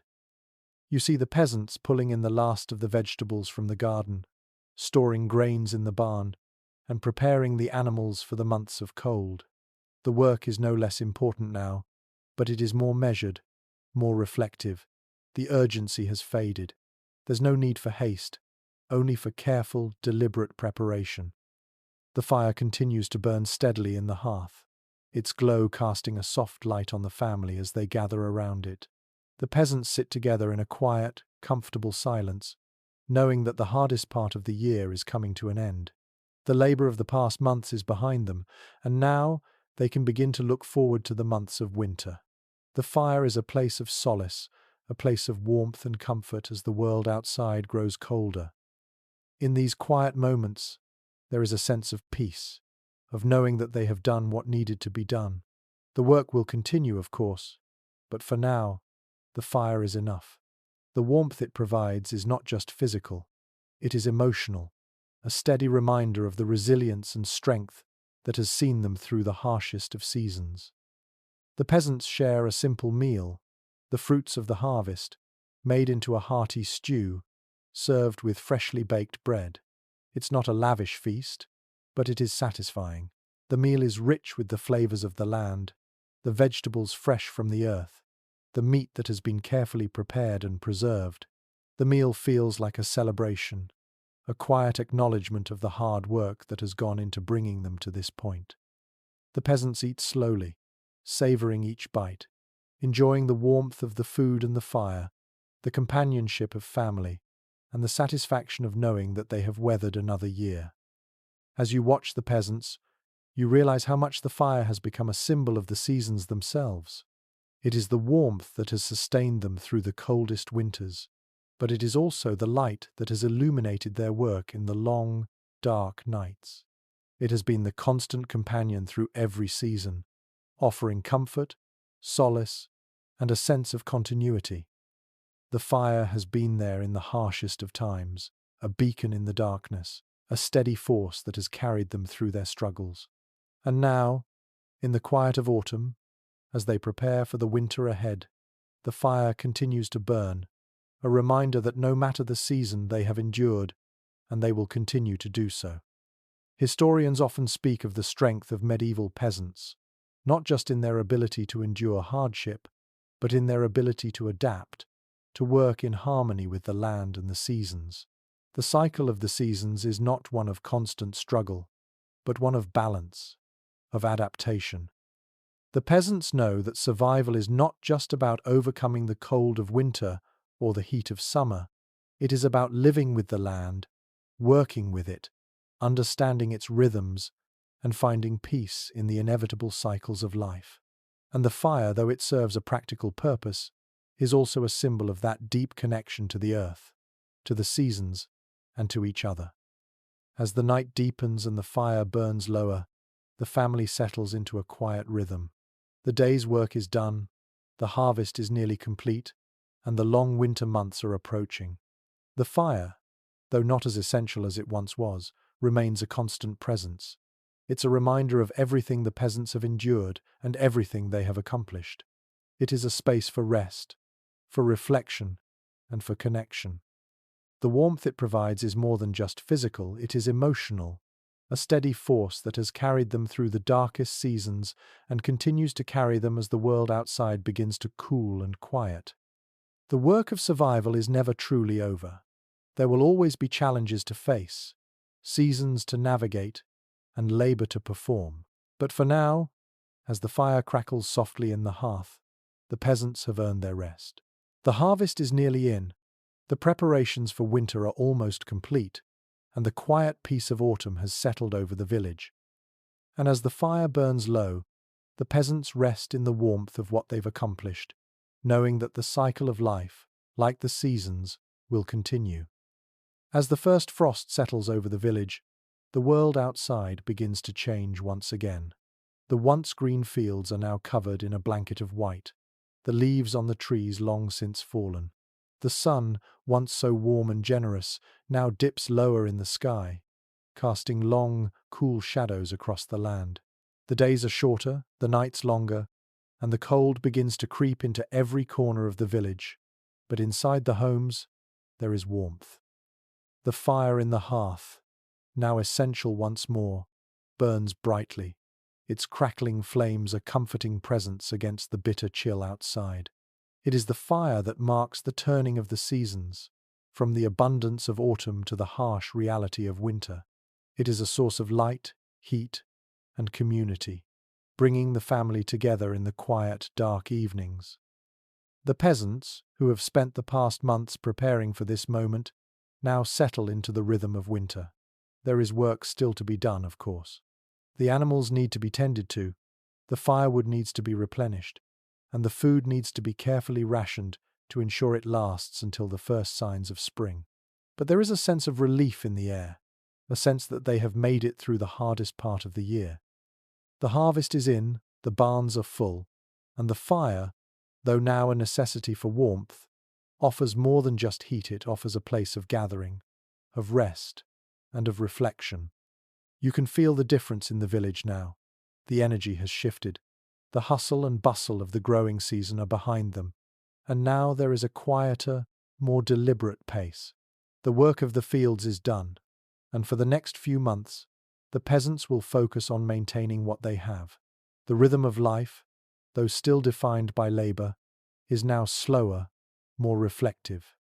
The peasants move with a calm efficiency, tending to their animals, checking their stores, ensuring that everything is in order for the months ahead. It's not that the work has stopped, it has simply shifted. It is a time of preparation and preservation, a time to settle into the quiet, introspective months of winter. The fire in the hearth, always a constant in the peasant home, now takes on a new significance. It is no longer just a source of warmth, it is a gathering place, a source of light and life in the darkest months of the year. The family gathers around it each evening, sharing stories, meals, and the simple pleasure of being together. There's a sense of comfort in these moments, a deep sense of peace that comes from knowing that they have made it through the hardships of the past year.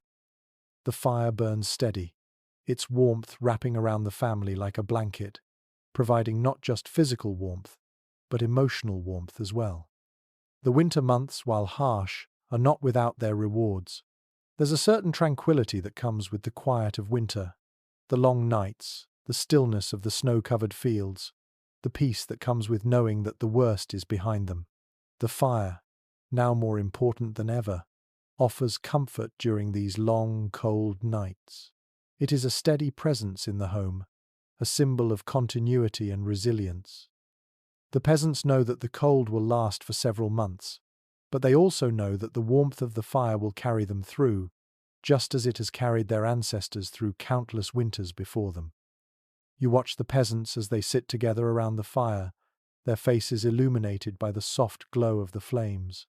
There is a quiet satisfaction in the air, a sense of contentment that comes with having done the hard work of the year. The harvest is in, the animals are settled for the season, and now there is time to rest. The fire burns low, crackling softly as the family shares their evening meal. It is simple food, as always stews, bread, and perhaps a bit of preserved meat. There's no extravagance, but there is an abundance that feels just right. The food, prepared from the fruits of their labor, nourishes not only their bodies, but also their spirits. They've made it through another year, and they are ready to face the challenges that the next season will bring. The fire is more than just a source of warmth now. It is a symbol of the cycle of life, of the unbroken rhythm of the seasons. It represents the endurance of the peasants, the work that has been done, and the rest that is earned. As the fire continues to burn through the long winter nights, it is a reminder that the work of survival is never truly over. It is an ongoing effort, a steady commitment to the rhythms of the land, to the seasons that come and go. The fire is both a source of comfort and a symbol of resilience. It has carried the peasants through the darkest months, and it will continue to burn, steady and warm, as they face the winter ahead. Historians often reflect on how the cyclical nature of life shaped medieval peasant communities. The seasons, with all their hardships and rewards, defined the rhythm of life. Survival was never guaranteed, but the fire, the hearth, and the land were constants, providing both the practical necessities and the emotional anchor that kept families and communities together. The peasants knew that survival was about more than just physical endurance. It was about community, about coming together around the fire to share in the work and the rewards of the seasons. The fire was the heart of the home, the symbol of their connection to each other and to the land that sustained them.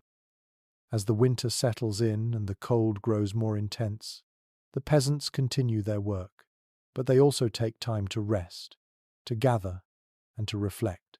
The fire, though no longer the focal point of their labor, remains the center of their social lives.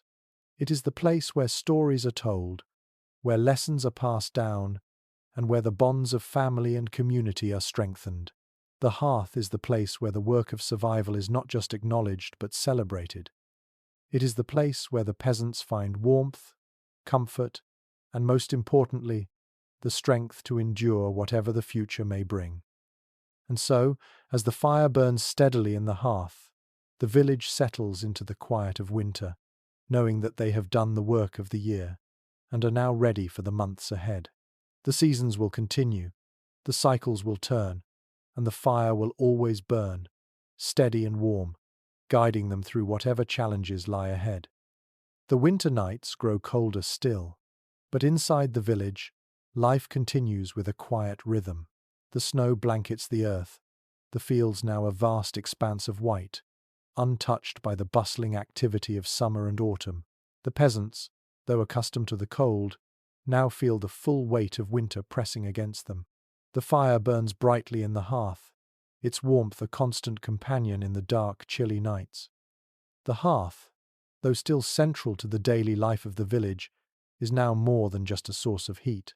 It becomes a place of refuge, a comforting presence during the stillness of winter, where families huddle together, share stories, and seek warmth from the cold that seems to permeate everything outside. As the peasants gather around the fire, you notice how the once frenzied energy of the harvest has faded. The urgency of the growing season has been replaced with a slower, more contemplative pace. The work is still there, but it's the kind of work that matches the rhythm of winter, slow, steady, and focused on preservation. The animals are cared for, the food is rationed carefully, and the homes are maintained to ensure that they will withstand the cold. There is no rush now, no frantic need to plant or harvest. Instead, the peasants settle into the quiet of winter, where every small task is done with the understanding that it is part of the larger cycle of survival. The fire in the hearth continues to burn, steady and unwavering, much like the efforts of the peasants themselves. The meal, like so many of the winter meals, is simple but nourishing. The peasants eat in silence, savoring the warmth of the food, the comfort of the fire, and the presence of one another. There are no lavish feasts during these months, just hearty stews, thick bread, and preserved meat. Yet, there's something profoundly satisfying about the simplicity of it. Each bite is a reminder of the work that has gone into preserving the food, of the long hours spent storing away enough to survive the winter. It is food earned through hard labor, and it carries with it a deep sense of gratitude for what the land has given. The fire crackles, casting its soft glow over the room as the peasants settle in for the evening. There is a peacefulness in the air, a calmness that comes from knowing that they have made it through another year. The fire provides not just warmth, but also light a beacon in the long, dark nights of winter. It is a source of connection, not just to the past, but to one another. In the quiet glow of the hearth, the peasants find a moment of rest, of stillness, in the midst of the ongoing work of survival. It is in these moments, surrounded by the warmth of the fire, that they take stock of the past year, the challenges they've faced, the work they've done, and the rewards they've earned. Outside, the wind howls against the walls of the home, the cold biting at the windows and doors. But inside, the fire continues to burn, steady and bright. There is a profound contrast between the world outside and the warmth of the home. The peasants know that the harsh winter will eventually give way to the thaw of spring, but for now, they remain in the present moment, gathering strength for the months ahead. They have weathered the worst of the year, and now, in the quiet of winter, they find solace in knowing that the cycle will continue. Spring will come again, as it always does, bringing with it the promise of renewal, of new growth, and of hope. The fire, once a symbol of survival, is now a symbol of endurance. It is the constant in a world that is always changing, always shifting with the rhythms of the seasons. The peasants know that, just as they've endured the hardships of winter before, they will do so again. The fire in the hearth is the reminder that no matter how cold the night may be, there is warmth to be found, there is light to guide them, and there is hope to sustain them. Historians often comment on the resilience of medieval peasants, noting how much of their lives were defined by the cyclical nature of the seasons.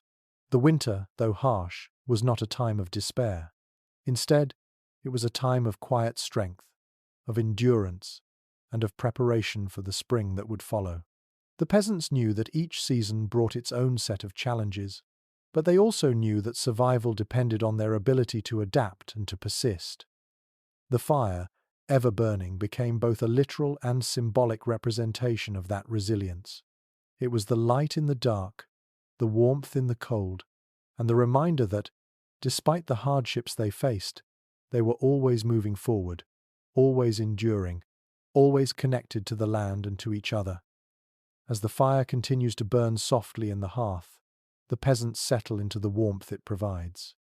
The cold wind may howl outside, but inside, they are secure. The quiet stillness of winter settles over the village, and the peasants, in their peaceful endurance, know that they are part of a larger cycle. The fire will burn through the long nights, the seasons will continue to shift, and life, in its constant rhythm, will go on. For now, they rest, knowing that whatever challenges lie ahead, they will face them together, as they always have. The cold winds of winter continue to blow fiercely outside, but inside the homes, life moves at its own quiet, measured pace.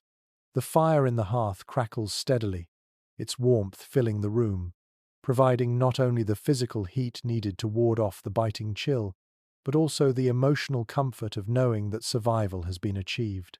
The rhythm of winter, though demanding in its own way, has settled into a predictable pattern. The work is no longer frantic.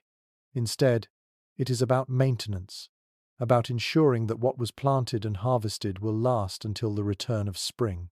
The peasants move with a quiet efficiency, tending to their animals, checking the stores of food, and preparing for what lies ahead.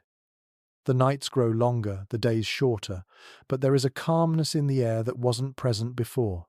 The work of the year is nearly done, and now the peasants can rest, knowing they have prepared as best as they could. The fire continues to burn in the hearth, a constant reminder of the strength it has provided during the coldest months. It is more than just a source of warmth now. It is a place of gathering, a source of light, a steady presence during the darkest part of the year. The peasants sit together in its glow, sharing quiet moments of reflection, talking softly about the year gone by and the one yet to come. In these moments of stillness, you can almost feel the weight of the past year lifting. The hard work of the growing season, the frantic race to prepare for winter, has passed. Now is a time for introspection, a time to appreciate the comfort of the present and to prepare for the future. The peasants know that the cold will eventually give way to the warmth of spring, that the cycle will continue, and that they will once again find themselves working the land, preparing for the harvest. But for now, they savor the quiet peace that winter brings. The fire is the heart of the home, a constant companion in these long, cold nights. As the wind howls outside, the fire crackles in the hearth, casting a soft, dancing glow across the room. The flames flicker and rise, providing not only warmth, but light guiding the peasants through the darkness, both literal and figurative. It is in these moments, as they sit together around the hearth, that they can reflect on what they've endured. The fire, though simple in its purpose, is a symbol of all they have survived of the harsh winters, the demanding work, and the seasons that have come and gone. The meal, like so many in winter, is simple but nourishing, a hearty stew, made from the preserved meats and vegetables of the harvest, fills the air with a rich aroma. The peasants eat slowly, savoring each bite, the food warmed by the fire and the comfort it provides. There is no need for excess. The meal is enough. It is more than just sustenance. It is a reflection of everything they've worked for, everything they've endured to reach this point. The fire in the hearth, the warmth of the meal, the company of family, all are part of the quiet contentment that fills the room. The peasants, though still vigilant, are now in a phase of waiting. They wait for the thaw that will bring with it the first signs of spring. They wait for the longer days, for the return of the sun, for the work of the fields to begin again. But for now, they rest. They rest in the knowledge that they have prepared well, that the harvest is safely stored, and that they have enough to last them through the winter. The fire continues to burn, steady and unwavering, a reminder that no matter how cold or dark the world outside may be, they are safe, they are warm, and they are together.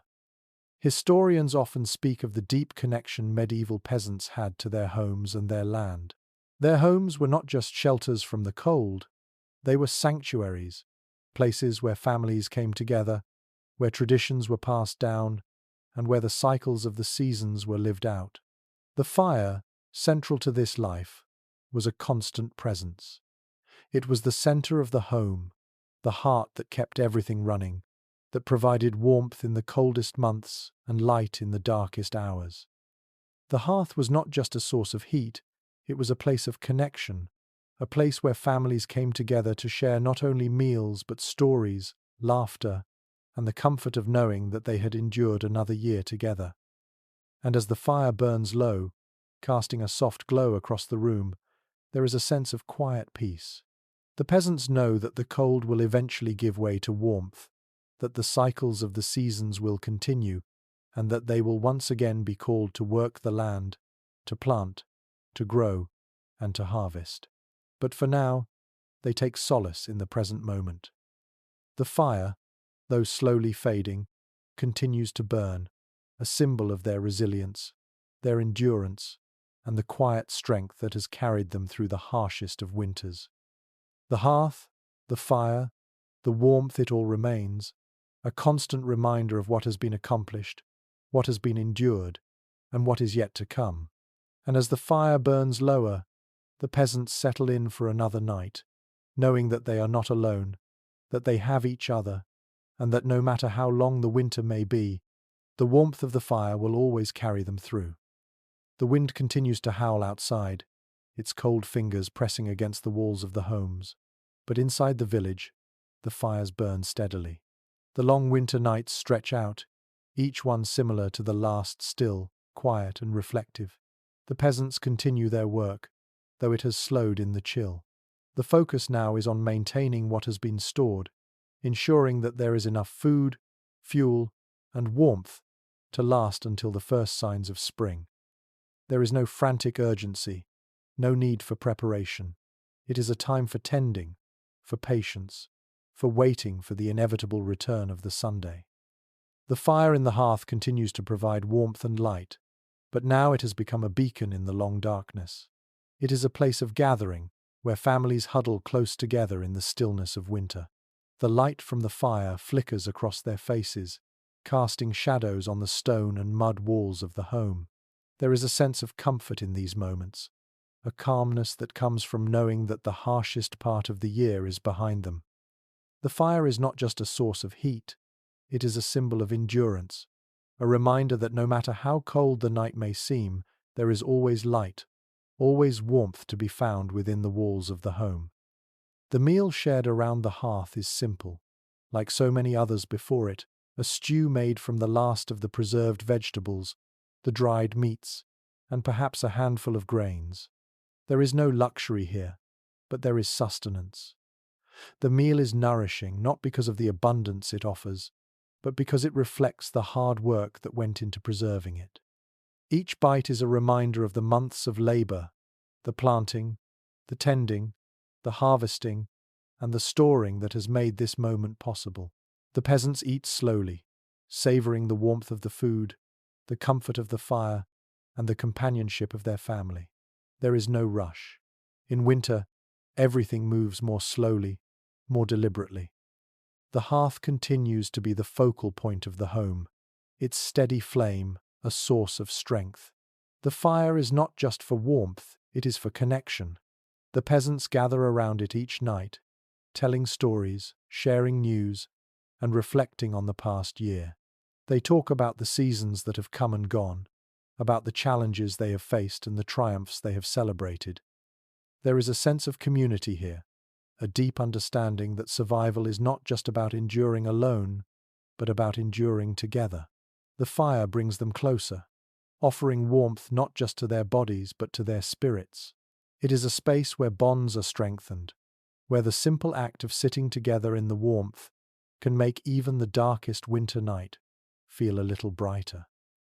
Outside, the snow continues to fall, blanketing the world in silence.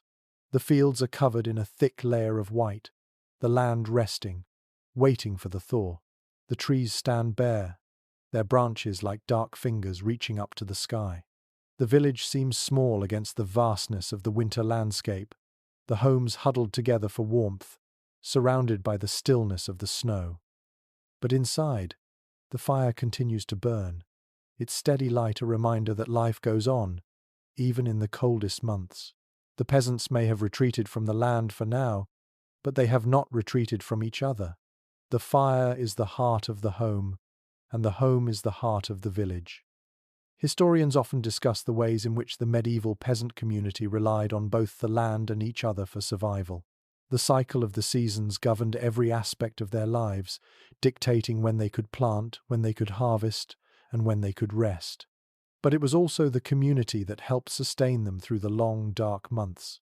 Winter, though harsh, brought people together. In the coldest months, the hearth became a symbol not just of survival, but of unity. It was around the fire that families and communities came together, sharing not only food and warmth, but stories, memories, and a sense of belonging. As you sit with the peasants by the hearth, you can't help but feel the quiet strength that emanates from the fire. It is a strength born from generations of living with the land, of working together, and of facing the challenges of the seasons with patience and resilience. The fire is a steady presence in the midst of the cold, a beacon of warmth and light in the darkness. It represents everything the peasants have endured, and everything they continue to endure, season after season. With the fire burning low and the night stretching on, there's a sense of quiet contentment in the air. The hardest part of winter may still be ahead, but the peasants know that they have done what they can to prepare. They are ready to face whatever comes, knowing that the warmth of the fire, the strength of their community, and the rhythm of the seasons will carry them through. The fire, though flickering in the hearth, continues to burn steady, its glow a symbol of all that has been endured and all that is yet to come. The night settles in around the village, the quiet stillness of winter holding the world in its grasp. But inside, the peasants are warm. The hearth continues to burn, a steady presence in the darkness, guiding them through the long night, just as it will continue to guide them through the seasons to come. The fire will always burn, and as long as it does, so too will the peasants endure. The quiet of winter continues to blanket the village, and with it, a profound stillness settles over everything. The snow has thickened, now covering even the roofs of the houses, and the once familiar sights of the village are hidden beneath a thick white veil. The world outside may be cold and inhospitable, but inside, the warmth of the fire remains steadfast, a reminder that no matter the season, no matter the hardship, there is always a place of warmth, of rest, of connection. The hearth, steady and enduring, continues to offer its quiet comfort, bringing light and life to the home during the long nights. Inside the homes, the peasants remain gathered around the hearth, their faces aglow in the firelight.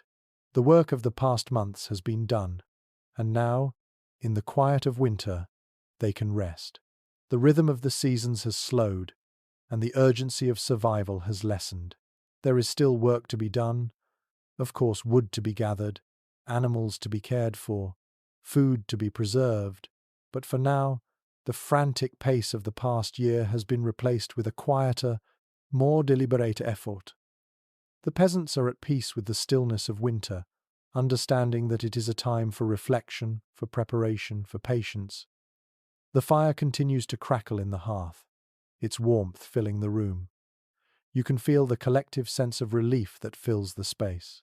The fire is no longer just a necessity, it has become a symbol of resilience, of endurance, of the strength it has provided throughout the coldest months. As the family sits together, sharing stories, sharing their memories of the year gone by, they draw strength from the fire. It is not just the warmth it provides, but the way it binds them together, offering a space for connection, for togetherness, for comfort. The winter months are often described as a time of solitude, a time for individuals and families to retreat inward, to reflect, to prepare. But in the warmth of the fire, the peasants understand that it is also a time for community, a time to share, to care for each other, to strengthen the bonds that will carry them through the coming months. The fire, though flickering low as the night deepens, is still a steady presence in the home. Its glow is a reminder that they have made it through the hardest part. They have endured, and they will continue to endure, season after season. As the family gathers around the fire, you notice how the conversation shifts. It's no longer about the challenges of the harvest or the uncertainty of the weather. Now, it is about the simple joys of life, the quiet moments of peace, the hope for the coming spring, the memories of seasons past. There is no rush, no urgency to the conversation. It is a moment of quiet reflection, of contentment, of knowing that the work of survival has been done, and now they can simply be. Historians often describe the resilience of medieval peasants as something more than physical endurance. It was their ability to adapt, to find peace in the rhythms of the seasons, to live in harmony with the land, and to find strength in the quiet moments that truly defined them. The fire, ever steady, is a symbol of that resilience. It is the heart of the home, the place where life continues, where the work of survival is both acknowledged and celebrated. The hearth is where the peasants find rest and rejuvenation, where they can come together and share in the warmth of family, community, and the steady certainty that the cycles of life will continue. And so, as the fire burns on, the village settles into the quiet of winter. The winds may howl outside, the cold may creep in at the edges, but inside, the warmth remains.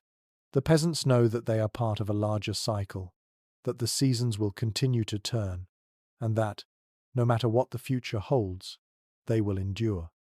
The fire, though flickering low now, will continue to burn brightly, a steady beacon in the darkness, guiding them through the long nights of winter and into the promise of spring. As the night deepens, the fire continues to crackle in the hearth. The peasants, surrounded by the warmth and light it provides, settle into the stillness of winter. The work of survival is not over, but the hardest part has passed. The fire, steady and unyielding, is a symbol of all they have survived and all they will continue to endure. And as they sit together in the quiet comfort of the hearth, the peasants know that they are not alone, that the cycle of life will continue, and that the warmth of the fire will always carry them through, season after season. Now, as the fire's glow fades, the peaceful quiet of winter fills the home, and with it comes the simple joy of knowing that, for tonight, they can rest. The work will begin again in the spring, and with it, new challenges, new growth, new life. But for now, there is peace, and in this peace, there is strength. The fire may fade, but its warmth remains, ever steady, ever enduring. Sweet dreams.